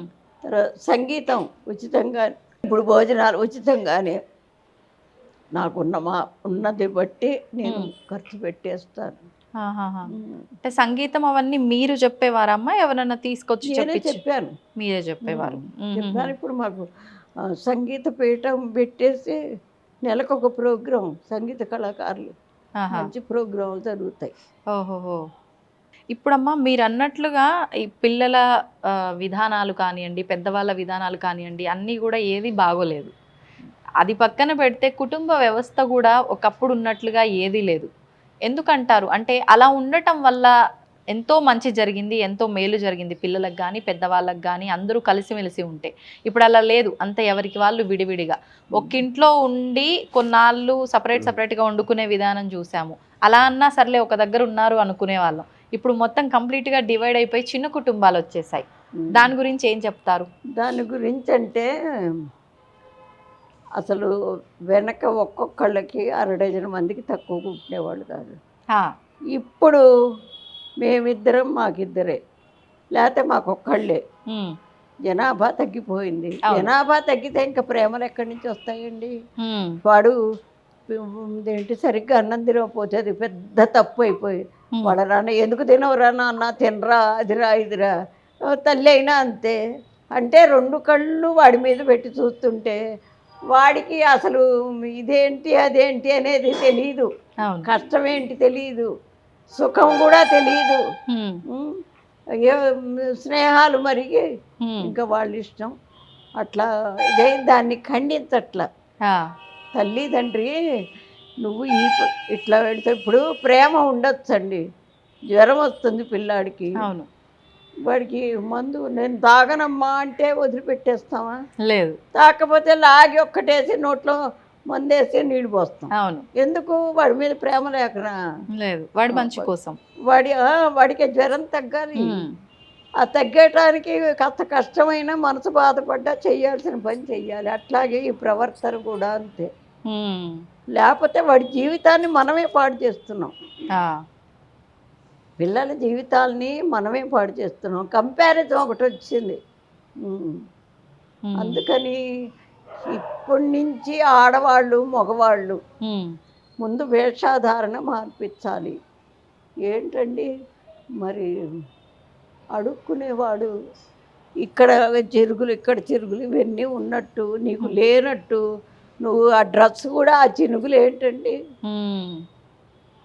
ఇప్పుడు లేనివాడు తప్పదు. అవును. నీకేమి తక్కువని?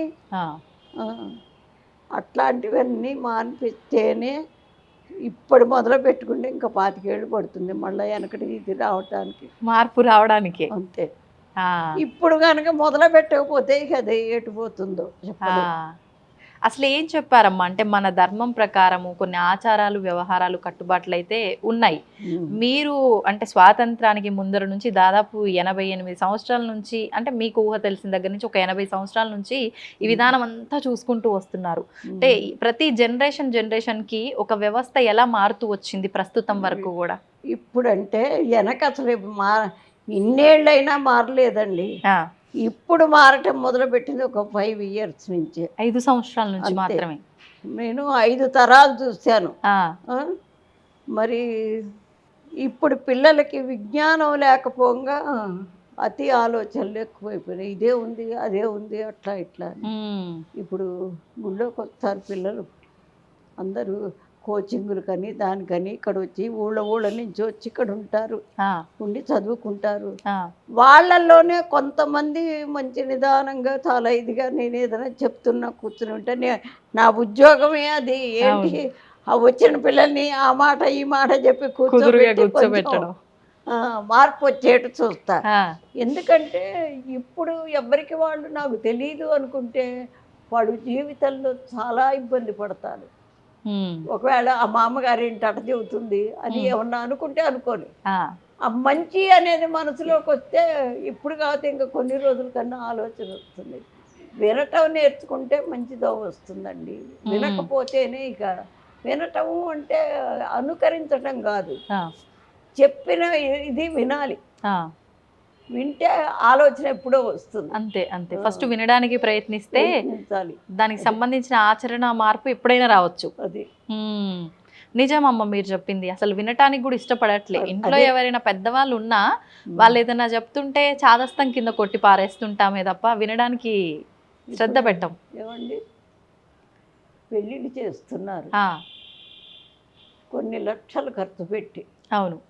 ఏదో పెద్ద కమ్యూనిటీ హాలు ఏదో తీసుకుని ఎంత ఖర్చు పెడతారు.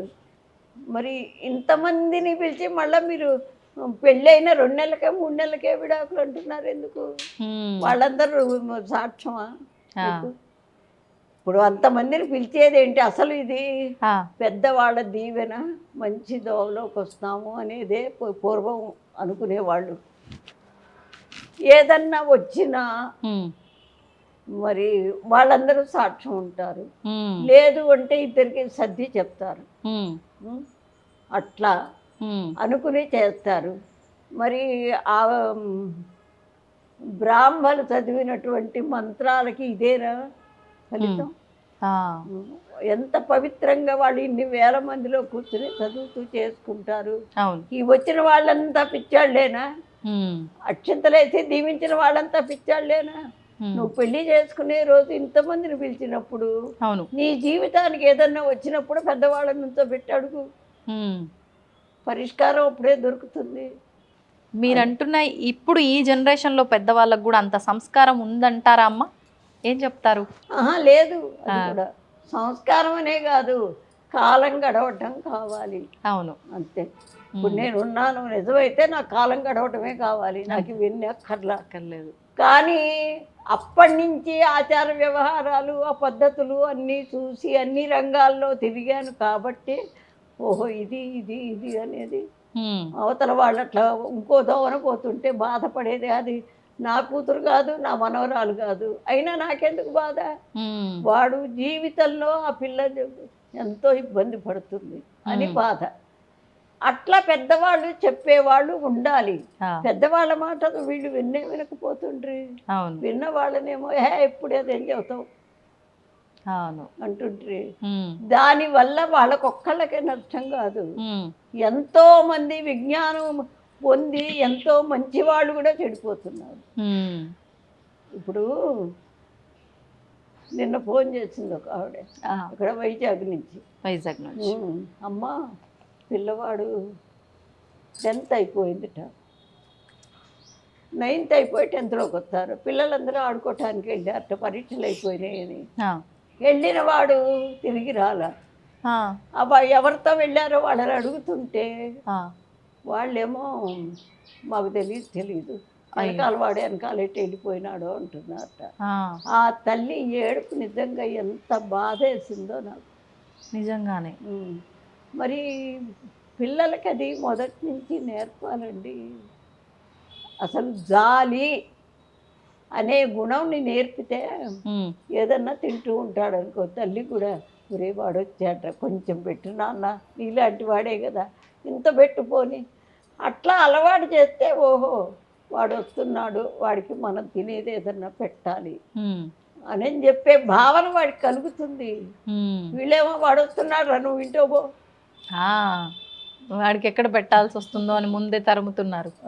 ఉమ్, అట్లాంటివి చాలా ఉన్నాయి అమ్మా, ఉమ్, చాలా ఉన్నాయి. కానీ ఇది మగవాళ్ళు పూనుకోవాలి ముందు, మగవాళ్ళు పూనుకోవాలి. ఉమ్. పూనుకుంటే ఒకప్పుడు కాకపోతే ఒకప్పటికన్నా ఆడవాళ్ళకి కాస్త తెలివి వస్తుంది. ఇప్పుడమ్మ మీరు అన్నట్లు ఒక్క విషయంలో కాదు, నిజంగా ప్రతి విషయంలో ప్రతి వ్యవస్థలో చాలా చాలా చాలా మార్పు వచ్చింది. మార్పు మంచిగా ఉంటే పర్వాలేదు, కానీ ఆ మార్పు కాస్త మీరు అన్నట్టు ఎన్నో ఇబ్బందుల్లోకి పడేసే విధంగా వెళ్ళిపోయింది. అవును. ఇప్పుడు ఆహార విషయంలో తీసుకోండి, పొద్దున నిత్యం మనం లేచిన దగ్గర నుంచి మళ్ళీ పడుకునే వరకు కూడా ఎన్నెన్నో మార్పులు. అప్పట్లో ఎలా ఉండేదమ్మా? మీరు లేచిన దగ్గర నుంచి ఆ మీ రోజు అనేది ఎలా గడుస్తూ ఉండేది? అసలు మమ్మల్ని మా పెద్దవాళ్ళు ఎప్పుడు లేపారండి? ఆ, ఆ టైం అవ్వంగానే లేవటం, ఆ, ఏంటి గబగబా మా పని మేము చేసుకోవటం. ఉమ్, వారానికి ఒక్కసారి పెద్దవాళ్ళు దగ్గరుండి బాగా తలంటి అంటి నూనె అంటి నలుగు పెట్టి పోసి చేసేవాళ్ళు. ఉమ్, ఉమ్, వీడప్పుడు ఇక మా పని మేమే చేసుకోవటం. ఆ, ఏదన్నా ఇక్కడ ఆలస్యమయ్యి లేటుగా పెడితే అక్కడ పంతులు గారు పట్టేవాడు.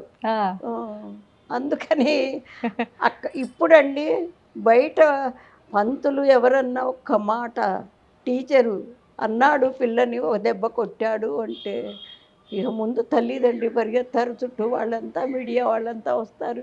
అవును. అది అక్కడ జరిగిన సిచ్యువేషన్ ఏమిటో తెలుసుకోరు. అట్లా మొదటి నుంచి హడావిడి ఎక్కువ ఇప్పుడు. అదే అదొకటి చదువుకున్న దానికి వాళ్ళను అనుకరించే దానికి చాలా తేడా ఉంది. మరి చదువుతున్నారు, ఎంత విజ్ఞానం, ఎంత ఇది అన్నీ కనుక్కుంటున్నారు. అదే జ్ఞానం ఏది? అది లేదు.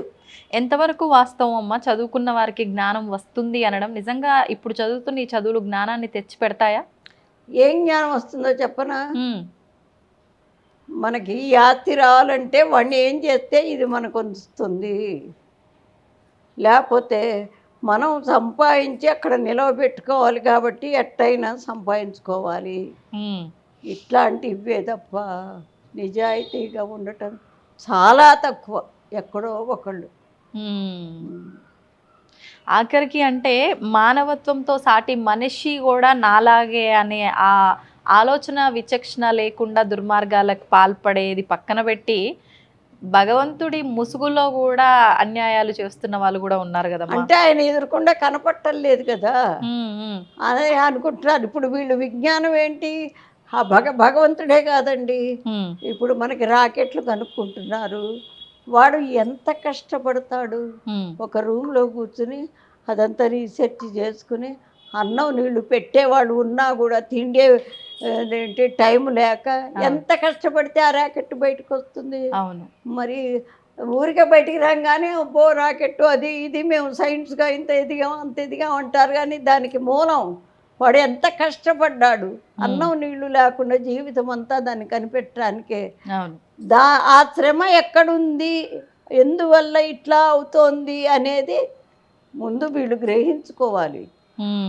ఇప్పుడు ఇంత కట్టాను అనుకోండి, అవును, నా తర్వాత అబ్బా చాలా బాగుందే ఇది అదే ఇదే అనుకుంటే ఇది ఎవరు కట్టారు, ఈ రంగులు ఇక్కడ పువ్వు చూడు ఎంత చక్కగా వేశారు, వాడి చేతిలో ఎంత కళ ఉందో అని అట్లా లోతుకెళ్ళి ఆలోచిస్తే కాస్తన్న ఒక దోమ దొరుకుతుంది. లోతుకి ఎవ్వరు వెళ్ళటల్లా. స్వతంత్రం కోసమే చూడండి, స్వాతంత్రంలో నిజంగా ఎంతమంది ఎన్ని ప్రాణాలు పోగొట్టుకున్నారు. అట్లా మరి ఇవాళ అదే మన సైనికులు సరిహద్దుల్లో గనక లేకపోతే ఏమిటి మన గతి? అవును, ఇంత ప్రశాంతంగా ఎవరింట్లో వారు ఉండేవారు, హాయిగా తింటున్నాం, హాయిగా పడుకుంటున్నాం, స్వేచ్ఛగా ఉంటున్నాం. అవును, మన అసలు మొత్తానికి ఏమిటంటే మన ఇండియన్ వివాహ వ్యవస్థని గురించే ప్రతి ఇతర దేశాల వాళ్ళకు కూడా చాలా సంతోషం అండి. మన వివాహ వ్యవస్థని దాన్ని పాడు చేసేసుకుంటున్నారు. అసలు పిచ్చిగా చెప్పాలంటే ఏ రూపాన్ని చూస్తే నువ్వు ప్రేమిస్తావా? అదే జరుగుతుంది కదమ్మా ఇప్పుడు. ఆ గుణాలు చూసుకో, మంచివాడా కాదా, ఎవరైనా కష్టపడి కాస్త ఇంత పెట్టగలవాడా, పిల్లల్ని చూసుకోగలవాడా? అందుకే పతియే ప్రత్యక్ష దైవం అని ఎందుకన్నారు? మనకి మన శరీరానికి కానీ దేనికి విలువిస్తాం మనం? ఒంట్లో దేనికి విలువిస్తామండి? అన్నిటికన్నా శీలానికి విలువిస్తాం. శీలం పోతుంది అంటే ప్రాణం పోవటానికైనా ఒప్పుకుంటాం. అవును కదా? అవునమ్మా. ఆ శీలం విలువ తెలుసుకోవాలి ముందు. అట్లా ఉండబట్టే విదేశాల్లో మన పేరు కొంచెమన్నా భారతీయులు ఇట్లా ఉంటారట, అది ఇది చెప్పుకుంటారు. అట్లాగే ఇతర దేశాల్లాగా మనం ఉంటే అసలు విలువ ఎక్కడిది మనకి? అన్నీ ఎట్లా ఇల్లు సంపాదించుకుని వాకిళ్ళు సంపాదించుకుని ఎట్లా సంపాదించుకుంటామో మన విలువ కూడా అట్లా సంపాదించుకోవాలి. అది చెప్పేవాళ్ళు లేరు, అవును, వినేవాళ్ళు లేరు. అందుకు పిల్లలు ముందు మన చరిత్ర తెలుసుకోవాలండి. చరిత్ర తెలుసుకుంటే మరి మంచివాడిని ఇప్పుడు మనం మంచిగా చెప్పుకుంటాం. ఆ, ఆయన ఆయన ఎవరు ఇప్పుడు ఈ మధ్య కొంచెం శక్తి తగ్గింది, వెనికిది ఆ. ఆలోచన. ఇప్పటికీ ఉన్న వాళ్ళల్లో చాలామంది ఆ, పెద్దవాళ్ళు ఎంత నిజాయితీ పరులో మనకి వాళ్ళని గురించి చెప్పాలి. ఉమ్, వివేకానందుడు ఉన్నాడండి, ఆయన ఎప్పటి వాడో కదా, అవును, ఇవి ఈ తరం ఎవ్వరు చూడలేదు కదా, చూడలేదు. మేము చూసాము. ఉమ్, మరి చూసినప్పుడు ఇది ఇట్లారా అట్లారా అని చెప్పి మనం ఆ, చెప్పినప్పుడు వాళ్ళు వినాలి. ఆ, అట్లా కాకుండా వాడే ఉంది వీడే ఉంది వీడు వాడు అనే దాకా వచ్చారు పెద్దవాళ్ళని కూడా. అదొకటి. ఉమ్, శీలాన్ని రక్షించేవాడు భర్త. ఒకవేళ భార్యాభర్త ఇద్దరు సఖ్యతగా లేకపోయినా ఇంకో మగవాడు వచ్చి భార్యను అన్నాడంటే వీడు ఊరుకుంటాడా? ఊరుకోడు. ఆ, మరి దాన్ని భరించి ఆ శీలాన్ని రక్షించేవాడు కాబట్టి వాడే దైవము, అదే పతి ప్రత్యక్ష దైవం అంటాం. అది ఓ, అది ప్రత్యక్ష. మనకి కావాల్సింది ముఖ్యమైనది శీలం. ఉమ్, ఎన్ని గాంధీ గారు చెప్తారు, ఎన్ని పోయినా పోని శీలాన్ని మాత్రం పోగొట్టుకోకు. ఆ, అట్లాంటివి చిన్న చిన్నవన్నీ చెబుతూ పిల్లలకు కూడా ఒక క్లాస్ తీసుకుంటే, ఉమ్, ఈ చిన్నపిల్లలకే చెప్పాలి. ఇప్పుడు ఉద్యోగాలు చదువులు చెప్పే వాళ్ళకి కాదు, ఆ, చిన్న పిల్లలకి 5 ఏళ్ల నుంచి మొదలు పెట్టుకుంటే ఆ, ఒక్క 10 ఏళ్ళు పోతే వాడు ఒక 15 ఏళ్ళ దాకా కాపాడుకుంటే తర్వాత వాడు మామూలుగా అయిపోతాడు. అంటే మీ తరంలో ఇవన్నీ చిన్నప్పటి నుంచే విషయాలన్నీ పెద్దవాళ్ళతో ఎలా ఉండాలి, మేము ఇప్పుడు మీరన్న విషయాలన్నీ. అదొకటేనండి, ఉమ్, పిల్లలు ఎప్పుడు మనం చెబితే వినరు, మనం చేస్తే అనుకరిస్తారు. వాస్తవం అమ్మ. అది మేమంతా అనుసరించాం కాబట్టి ఉమ్, మా పిల్లలు కూడా మా అమ్మ ఇట్లా చేసింది కాబట్టి వాళ్ళు అట్లా చేస్తారు. అది ఉమ్, చూసి నేర్చుకుంటారు వాళ్ళు. అంతే, పిల్లలు ఎప్పుడూ అంతే చూసి నేర్చుకుంటారు. ఆ, ఇప్పుడు మొన్న ముడుపులు కట్టిస్తారు. ఆ, ఆ పూజ చేసుకోవడానికి భార్యాభర్త వచ్చారు, చిన్న పిల్ల వచ్చింది, అది 2 ఏళ్ళు నిండి 3 వచ్చిందో రాలేదో కూడా. ఆ, వాళ్ళ నాన్న పూజ చేస్తుంటే అది కూడా ఇట్ట చూసి ఇట్టా పెట్టి ఇక్కడ పెట్టి చక్కగా వాళ్ళ భార్యాభర్త నా కాళ్ళకి దండం పెడితే అది కూడా దండం పెట్టింది. ఆ, మనం చేసే పనిని వాళ్ళు అనుకరిస్తారు. చూసి నేర్చుకుంటారు, చూసింది ఎప్పటికీ ఇంకా మర్చిపోరు అది ఆచరణ. అది కానీ ఇప్పుడు పిల్లలు ఏదన్నా చూసి చెయ్యాలన్నా కూడా వాళ్ళు చేసే గారాబము ఒక రకంగా మీరు ఇందాక చెప్పినట్టు, ఎందుకు మేమే చాలా కష్టాలు పడ్డాము, వీళ్ళకి కూడా ఇప్పటి నుంచి ఇవన్నీ అలవాటు చేయాలా, చెప్పాలా, అవసరం లేదు అన్నట్లుగా పెద్దవాళ్ళ ఆలోచనే ఉంటుంది కదమ్మా. ఉంటుంది. ఇప్పుడు వాళ్ళు పెద్దవాళ్ళు అంటే 40-50 మిడిల్ ఏజ్ వాళ్ళు. మా ఇది 60 దాటిన వాళ్ళు ఎవరు అట్లా చెప్పరు. ఎందుకంటే మంచి ఏదో చెడేదో వాళ్ళకి తెలుసు, వాళ్ళు కొన్ని అనుభవించారు కూడా. అవును.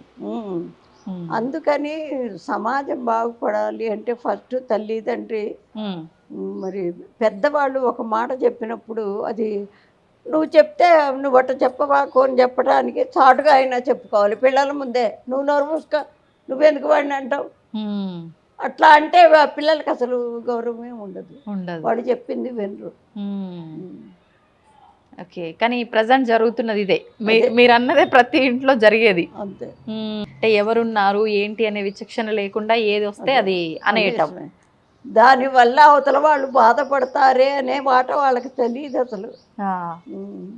అమ్మ, ముడుపులు అన్నారు ఏంటి అంటే కోరికతో ముడుపులు కట్టడమా లేకపోతే సంతానం ఉద్యోగం రాలేదండి అమ్మ, ఉద్యోగం రావట్లేదు అదంటే గణపతి పూజ చేయించి వినాయకుడు అన్ని విఘ్నాలని తొలగించేవాడు, శాస్త్రాలు అలా చెప్తున్నాయి.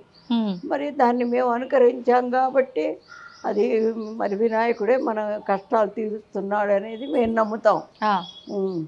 అట్లా అని మరి ఏంటి అమ్మవారి పేరున కట్టిస్తాను అంటే ఇప్పుడు ఎవరో ఒకళ్ళు ఒక బాధ్యత తీసుకుంటే కానీ వాడికి ఉద్యోగం రాదు కదా. అవును. అమ్మవారికి ఆ బాధ్యత అప్పచెప్పడం, ఆవిడే వస్తుంది ఇక అంతే. అట్లాగే వచ్చినాయి, చాలా మందికి వచ్చినాయి. ఎవరైతే మనస్ఫూర్తిగా చేస్తారో ఖచ్చితంగా పనులు అవుతాయమ్మా. మనస్ఫూర్తి కాకుండా వాళ్ళు ఏదో పెద్దవాళ్ళు చెప్పారు కదా అని చేసుకుంటే కాదు. అది కరెక్ట్ అంతే. అంటే ఇబ్బంది ఎవరిదో వాళ్ళకి నమ్మకం ఖచ్చితంగా ఉండాలి. ఉండాలి. కానీ చాలా మంది యువతలో అలాంటి నమ్మకాలు చాలా తక్కువ, భగవంతుని నమ్మటం చాలా తక్కువ. మీరు అన్నట్టు తల్లిదండ్రులు ఇక్కడికి వెళ్తే నీ కోరిక నెరవేరుతుంది అని తీసుకొచ్చే వాళ్ళే ఎక్కువ ఉంటారుగా అమ్మ. మరి అటువంటి వారి కోరిక నెరవేరదంటారా? వాడు దండం పెట్టుకునేప్పుడు ఆ మనసులో వాడికి అది ఉండాలి కదా. తల్లిదండ్రి ఇప్పుడు ఏదో సామెత ఉంది, చెరువు దాకా తీసుకెళ్తాము నీళ్ళు తాగమని, అది తాకపోతే మనం ఏం చేస్తాం? అవును, అట్లా. అంటే వివాహమైన, జాబ్ అయినా, సంతానమైనా ఏదైనా కూడా మన నమ్మకంతో మనం అమ్మవారి పాదాలను పట్టుకుంటే తీరుతుంది తప్పకుండా. అందుకే శాస్త్రాలే చెప్పినాయి, భగవంతుడు ఎక్కడో లేడు, మనసులో ఉన్నాడు, నీ హృదయంలోనే ఉన్నాడు. భగవంతుడి హృదయంలోనే ఉన్నాడని నమ్మకం ఎట్లా అంటే నువ్వు నమ్మినప్పుడు నీ పనులన్నీ అయిపోతాయి. అట్లా కాకుండా అది నువ్వు సర్వాన్ని సృష్టించిన తల్లి అమ్మవారు మరి ఏంటి నీ హృదయంలో ఆవిడ ఉండే ప్లేస్ ఎలా ఉండాలి? పెద్ద ఆఫీసర్ గారు ఉంటారండి, ఆఫీస్లోకి వెళ్ళి వాడి పోస్ట్ వాడిది, ఆయన వచ్చేసరికి అందరు లేచి నిల్చుంటారు, వాచ్మెన్ లేచి నిలబడతాడు, అట్లా ఉంటుంది కదా. అట్లాగే ఆ సర్వాన్ని సృష్టించిన ఆవిడ ఉండటానికి ముందు హృదయం చాలా క్లీన్గా ఉండాలి, పవిత్రంగా, చాలా పవిత్రంగా. మరి ఇదేంటి ఆవిడ మన మనసులోనే ఉంది అంటే ఫస్ట్ వాడు చెడ్డ పని చేయటానికి భయపడతాడు, ఓ మార్పు వస్తుంది.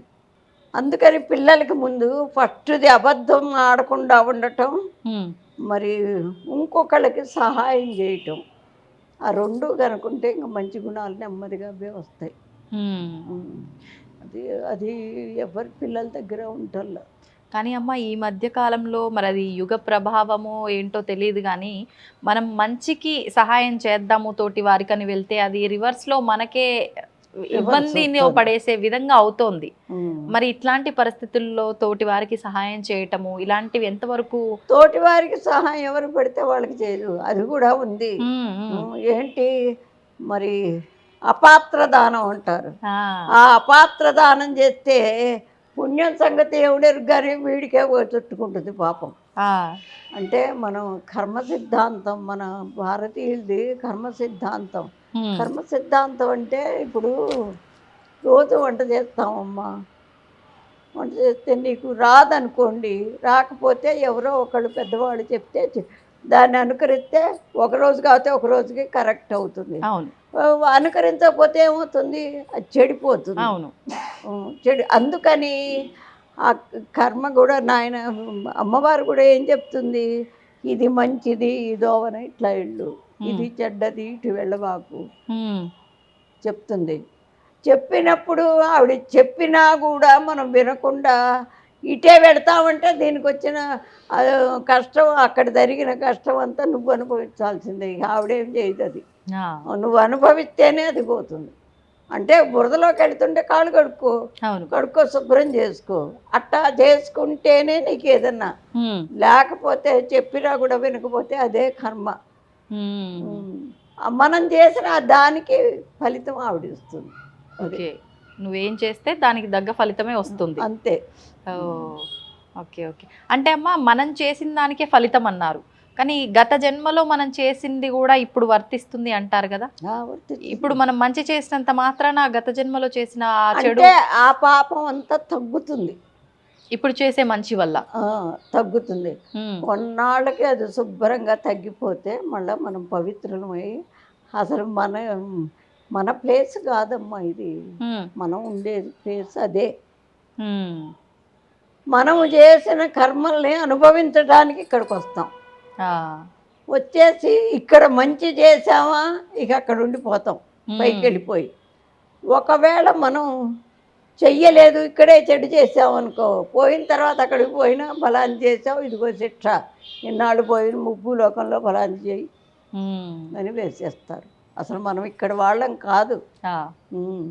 అమ్మ, మీరు ఇంతకు ముందర చెప్పినట్టు వివాహ వ్యవస్థలో అయితే చాలా మార్పులు వచ్చాయి. విడాకుల ఈ విధానం అనేది ఒకప్పుడు అసలు వినరు మీరు అలాంటి మాటలు. అసలు అది ఇప్పుడు చూస్తున్నారు. పెళ్ళి అంటే వెంటనే విడాకులు అనేది పదం ఎలా వస్తుందో ఆ విధానం కూడా అలానే జరిగిపోతుంది.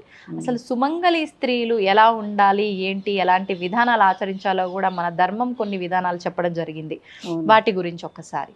వాటి గురించి అంటే అమ్మ, భార్యాభర్త పెళ్ళి అయిన తర్వాత కొన్ని నియమాలకు కట్టుబడి వాళ్ళు సంసారం చేస్తారు. వాళ్ళకి పిల్లలు పుడతారు. పిల్లల్ని తీసుకొచ్చింది వాళ్ళిద్దరేగా, ప్రపంచంలోకి తీసుకొచ్చింది వాళ్ళిద్దరే. తీసుకొచ్చారు కాబట్టి వాళ్ళ బాధ్యత, వాళ్ళ మంచి, వాళ్ళ చెడు అన్నీ చక్కదిద్దుకోవాల్సిన వీళ్ళిద్దరే కదా. అవును, బాధ్యత వారిది, వాళ్ళది. దానికి సరిపోయింది భార్యాభర్త. భర్త చెప్పాడని ఈవిడ వినకపోవటం, ఈవిడ చెప్పిందని ఆయన వినకపోవటం అయ్యేసరికి ఏమవుతుంది, ఇంకా పిల్లలు అసలు వినరు.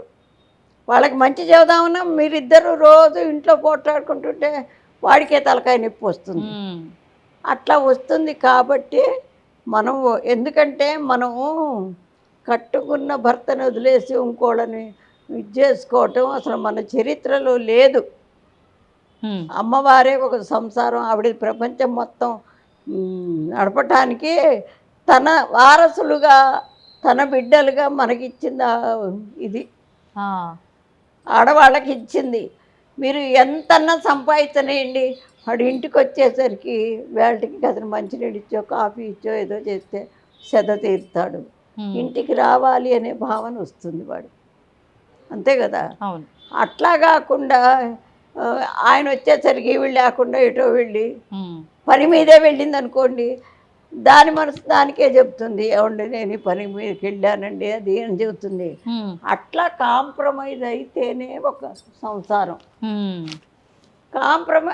సంసారంలో అట్లా ఉన్న చోట పిల్లలు పుట్టి వాళ్ళు కూడా ఒక యోగ్యులు అవుతారు.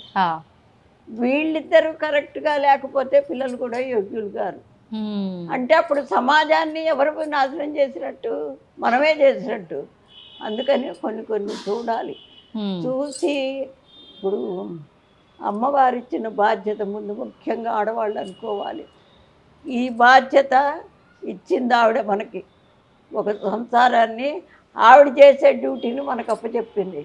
ఇది కూడా మనకు ఒక పోస్టు కాబట్టి దీన్ని మనం జాగ్రత్తగా ఇచ్చేద్దాం అని చెప్పి మొదటి నుంచి అనుకుని, ఇది నా ఇల్లు. మరి పెద్ద ఆఫీసర్ అనుకోండి, చాలా మంచివాడు, ఏ ఫ్రెండ్నో తీసుకుని ఇంటికి వస్తాడు. ఇంటికి వచ్చినప్పుడు ఈవిడ లోపలే ఉండిపోయి బయటికి రాకుండా, కనీసం పలకరించకుండా, మంచినీళ్ళు ఇవ్వకుండా అట్లా ఉంటే వాడు ఏమనుకుంటాడు, ఈవిడేమనుకోరు, ఏంది వాడి పెళ్ళం అట్లా, అసలు ఎంత మంచివాడు, అదేం పెళ్ళం అట్ట. అదే ఆయన లేనప్పుడు వస్తాడు, ఏమండి కూర్చోండి అన్నయ్య గారు మంచినీళ్ళు తాగుతారు, కాఫీ తాగుతారు. వాడేమనుకుంటాడు, మా వాడు పెళ్ళాన్ని చాలా చక్కగా తరిపించేసాడు అనుకుంటాడా లేదా. ఈ చెడు వీళ్ళ వల్లే వస్తుంది, మంచి వీళ్ళ వల్లే వస్తుంది. అది మనం గుర్తుపెట్టుకుని మనకింత బాధ్యత ఉంది, ఈ బాధ్యతని మనం చక్కగా నిర్వర్తించాలి. దీన్ని బట్టి ఒకవేళ మన మనసు బాధపడచ్చు కొన్ని విషయాల్లో.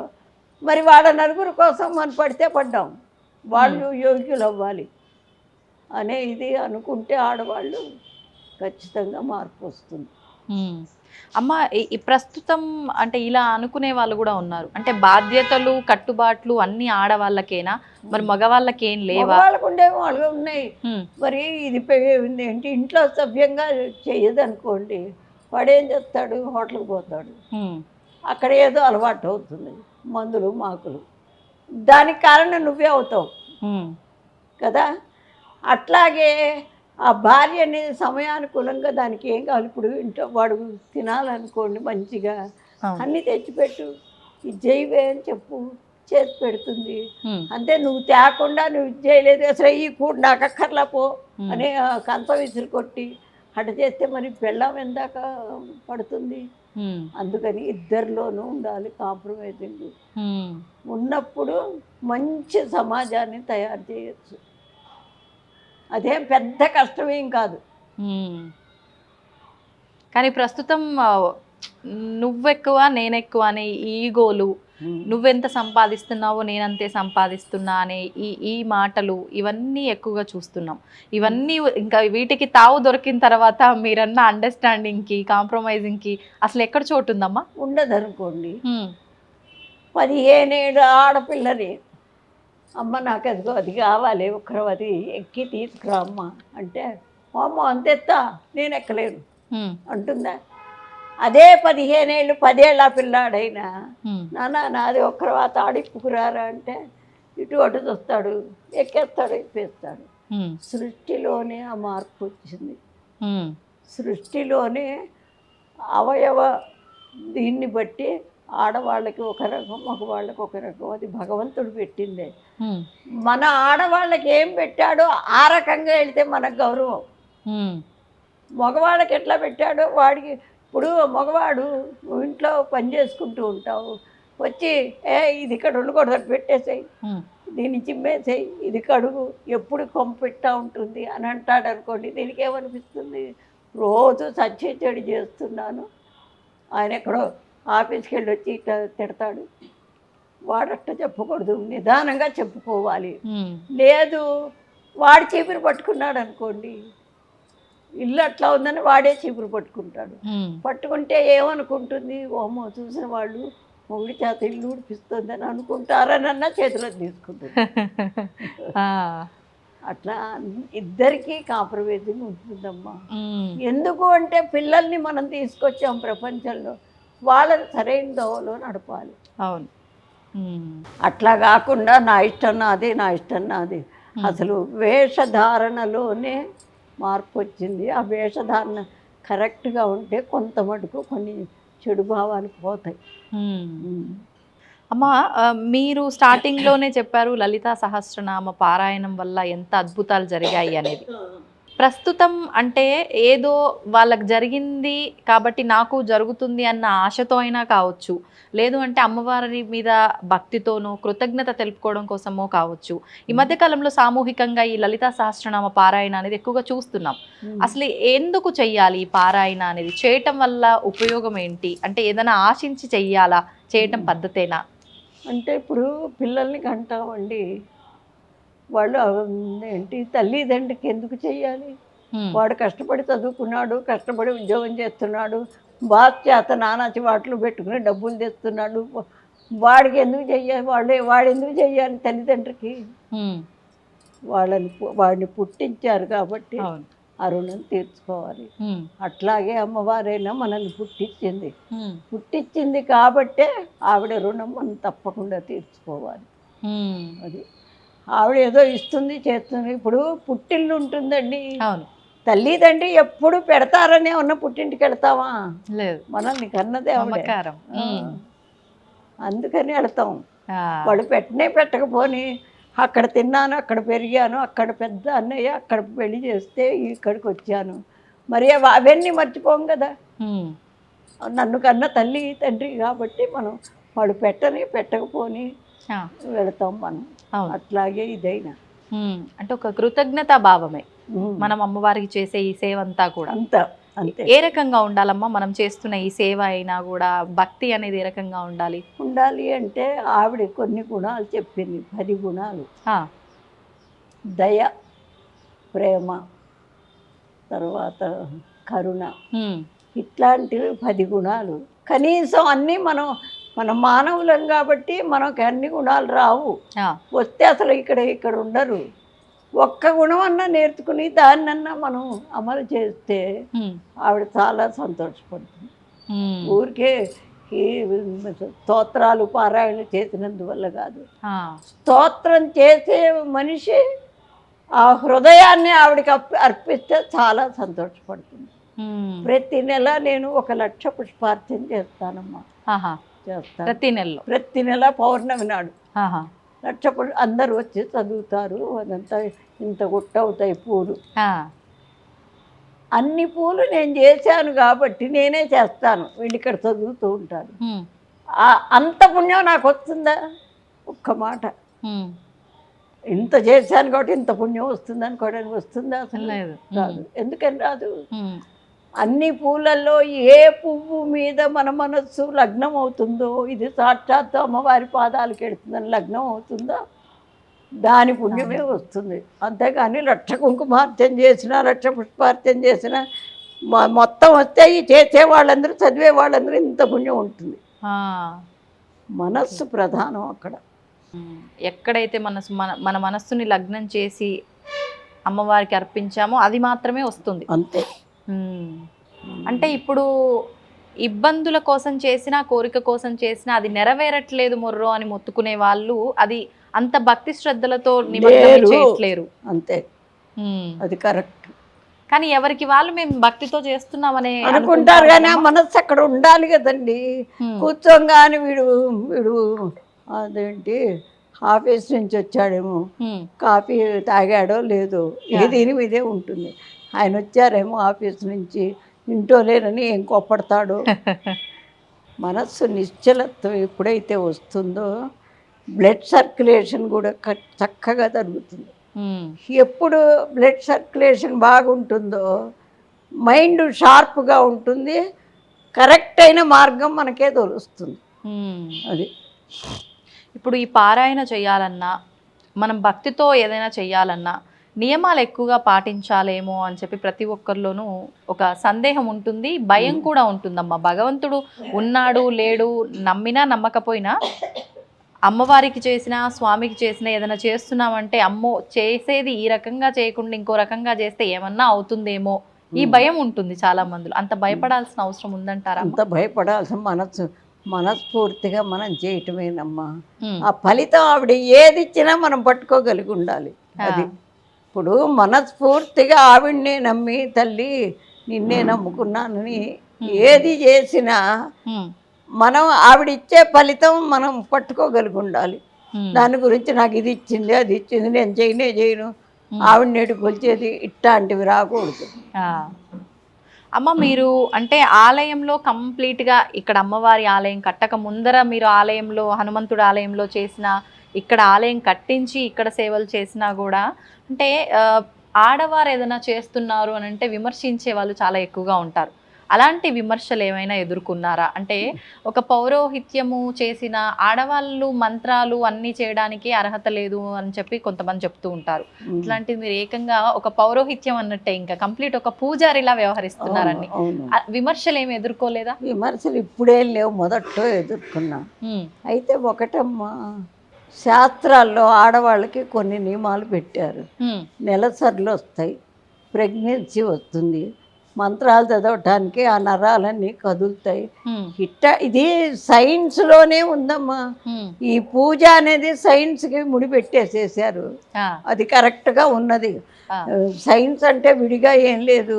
బయటికి వెళ్ళి వస్తే మా రోజుల్లో బయట కాళ్ళు కడుక్కొని లోపలికి అడుగు పెట్టించేవారు కాదు. ఇంకోటి, స్కూల్కి వెళితే చిన్న పిల్లలప్పుడు బయట అదేంటి పంచలో 2 గూళ్ళు కట్టించి ఇచ్చారు. శుభ్రంగా కాళ్ళు కడుక్కుని ఆ పంచలోకి వచ్చి బట్టలు మొత్తం విప్పి గూట్లో పెట్టేసి మళ్ళీ ఇంకోటి కట్టుకుని లోపలికి వెళ్ళాలి చిన్న పిల్లలకి. మరి అంత నియమాలు పాటించడం వల్లే మాకు ఒక నిశ్చలత్వం వస్తుంది. ఒక పని చెయ్యాలన్నా నిశ్చలంగా ఉంటేనే చేస్తాడు. ఇప్పుడు సైన్స్ అయినా అంతే కదా. అదేదో రాకెట్లు అవి ఇవి కనుక్కున్నా అంటే వాడు ఎంత నిశ్చలంగా అవి కలుపుకుని చేస్తే అది ఒకటి తయారవుతుంది. అవును, అది.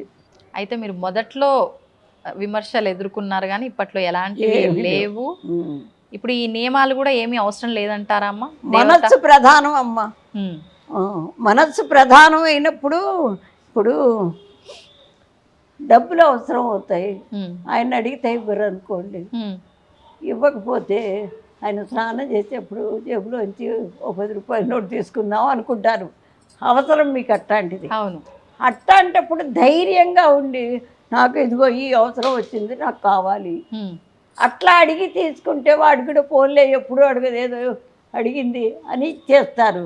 అట్లా కాకుండా ఎప్పుడైతే అట్లా ఇప్పుడు అక్కడ అవసరము తీరుతుంది, మంచితనము బయటపడుతుంది. అవును, అంటే ప్రతిదీ మన ఆలోచన విధానంలో మనం చేసే పనుల్లోనే అది ఉంది. అందుకని ఈ పని చేయకూడదు, ఇది చెయ్యాలి. ఇప్పుడు పిల్లలు అన్నం తినరని సంకలో ఎత్తుకుని గిన్నె పట్టుకుని వాడికి బూట్లు ఉంటాయి, దానికి చెప్పులు ఉంటాయి, రోడ్డంతా తిప్పుతూ వాడికి పెడతారు. తినడు, నిజమే పెడతారు. అది మరి సైన్స్కి ఎంత వ్యతిరేకం అది. బయట ఆ మట్టి మచానం అంతా గాలి ఎట్లా ఉంటుంది, మరి అప్పుడు కనపడదా సైన్స్? అదే పూజ అనుకో, బయట నుంచి వచ్చిన ఇప్పుడు గుళ్ళోకి వచ్చేవాడు స్నానం చేయింది రాడు. అది దాంట్లో ఎంత సైన్స్ ఉంది. అట్లాంటివి సైన్స్కి పూజకి అసలు ముడి పెట్టే ఉందండి. పూజ అంటే ఏదో విడి, సైన్స్ అంటే ఏదో విడి.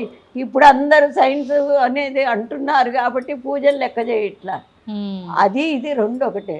1,00,000 మల్లె పూలతో పూజ చేస్తే ఏంటి ఆ వాసన ఎంత దూరం వస్తుంది. ఇప్పుడు అక్కడ చేసాం, ఈ చుట్టుపక్కలంతా 1,00,000 పూలు అంటే ఇంత గుట్ట, మల్లె పూలు అంటే వాసన. ఎట్లా మరి ఆ వాసన అంతా వస్తే ఇక్కడ ఉన్న చెడంతా బయటికి వెళ్ళిపోతుంది. అట్లా అంటే ఒక్కొక్క దాంతో చేసినప్పుడు ఒక్కొక్క ఫలితం ఉంటుందా అమ్మ? మల్లె పూలతో చేయడం వల్ల ఏంటి ఫలితం? కాదు, వాసన పూలు కదా అందుకు. Okay okay.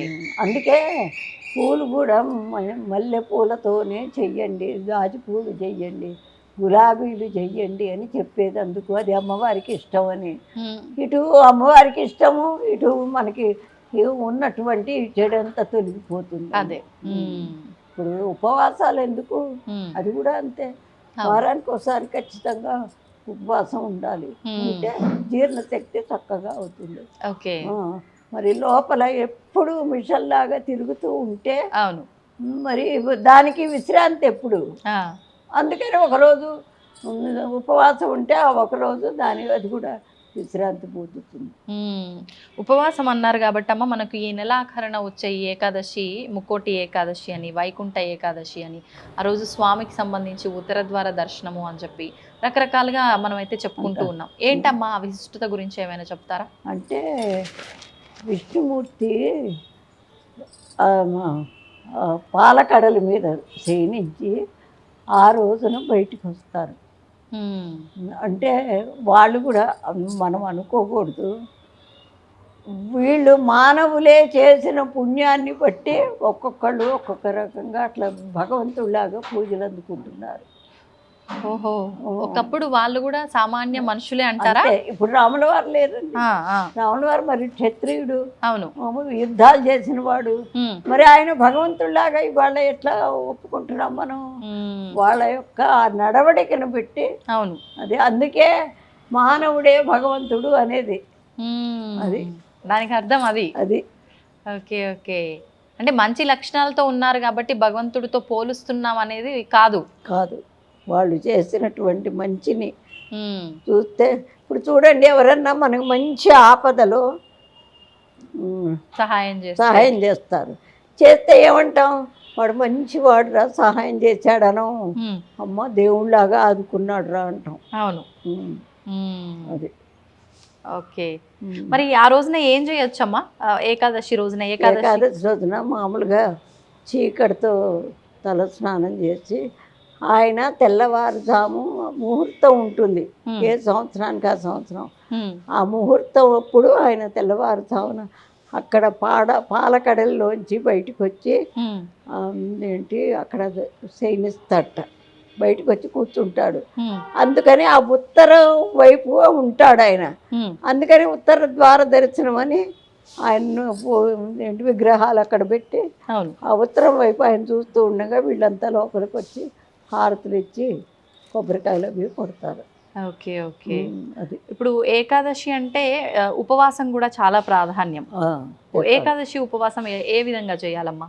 ఏకాదశి ఉపవాసం అంటే కొంతమంది ఇవాళ రేపు ఏం చేస్తున్నారంటే సాయంత్రం దాకా ఉండి అప్పుడు భోజనం చేస్తున్నారు.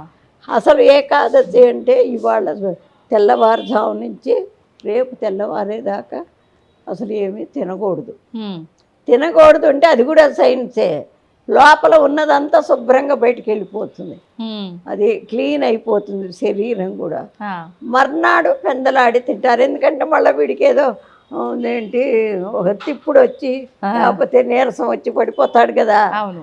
అందుకని 7:30, 8 అయ్యేసరికి తినేయాలి భోజనం. అది అందుకని ఈ పద్ధతి. Okay okay. అసలు పూజల్లా సైన్సేనండి, పూజల్లా సైన్సే. ఓకే.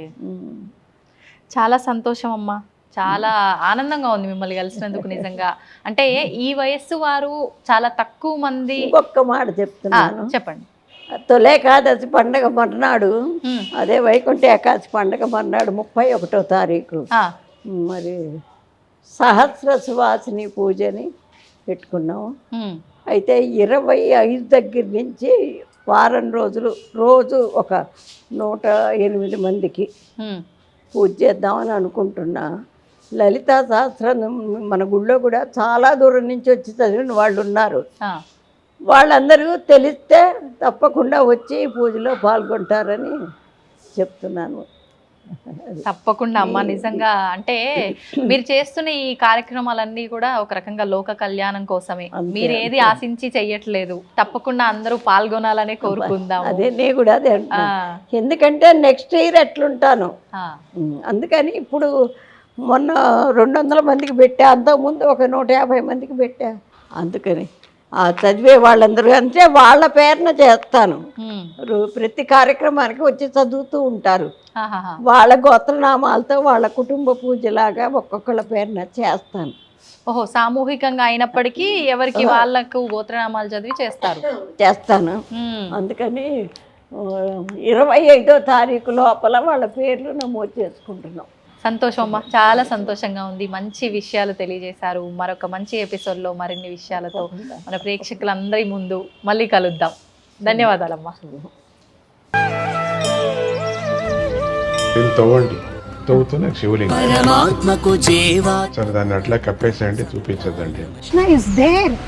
మూర్తి పూజ కాదు, సాక్షాత్ బ్రజేంద్ర నందన భగవాన్ ఉన్నారు మూర్తిలో. ఏమీ ఆశించకుండా ఆరాధించే వాళ్ళు కూడా ఉన్నారా ప్రభుజీ? నిజమైన భక్తి అంటే మనకు తెలియదు కాబట్టి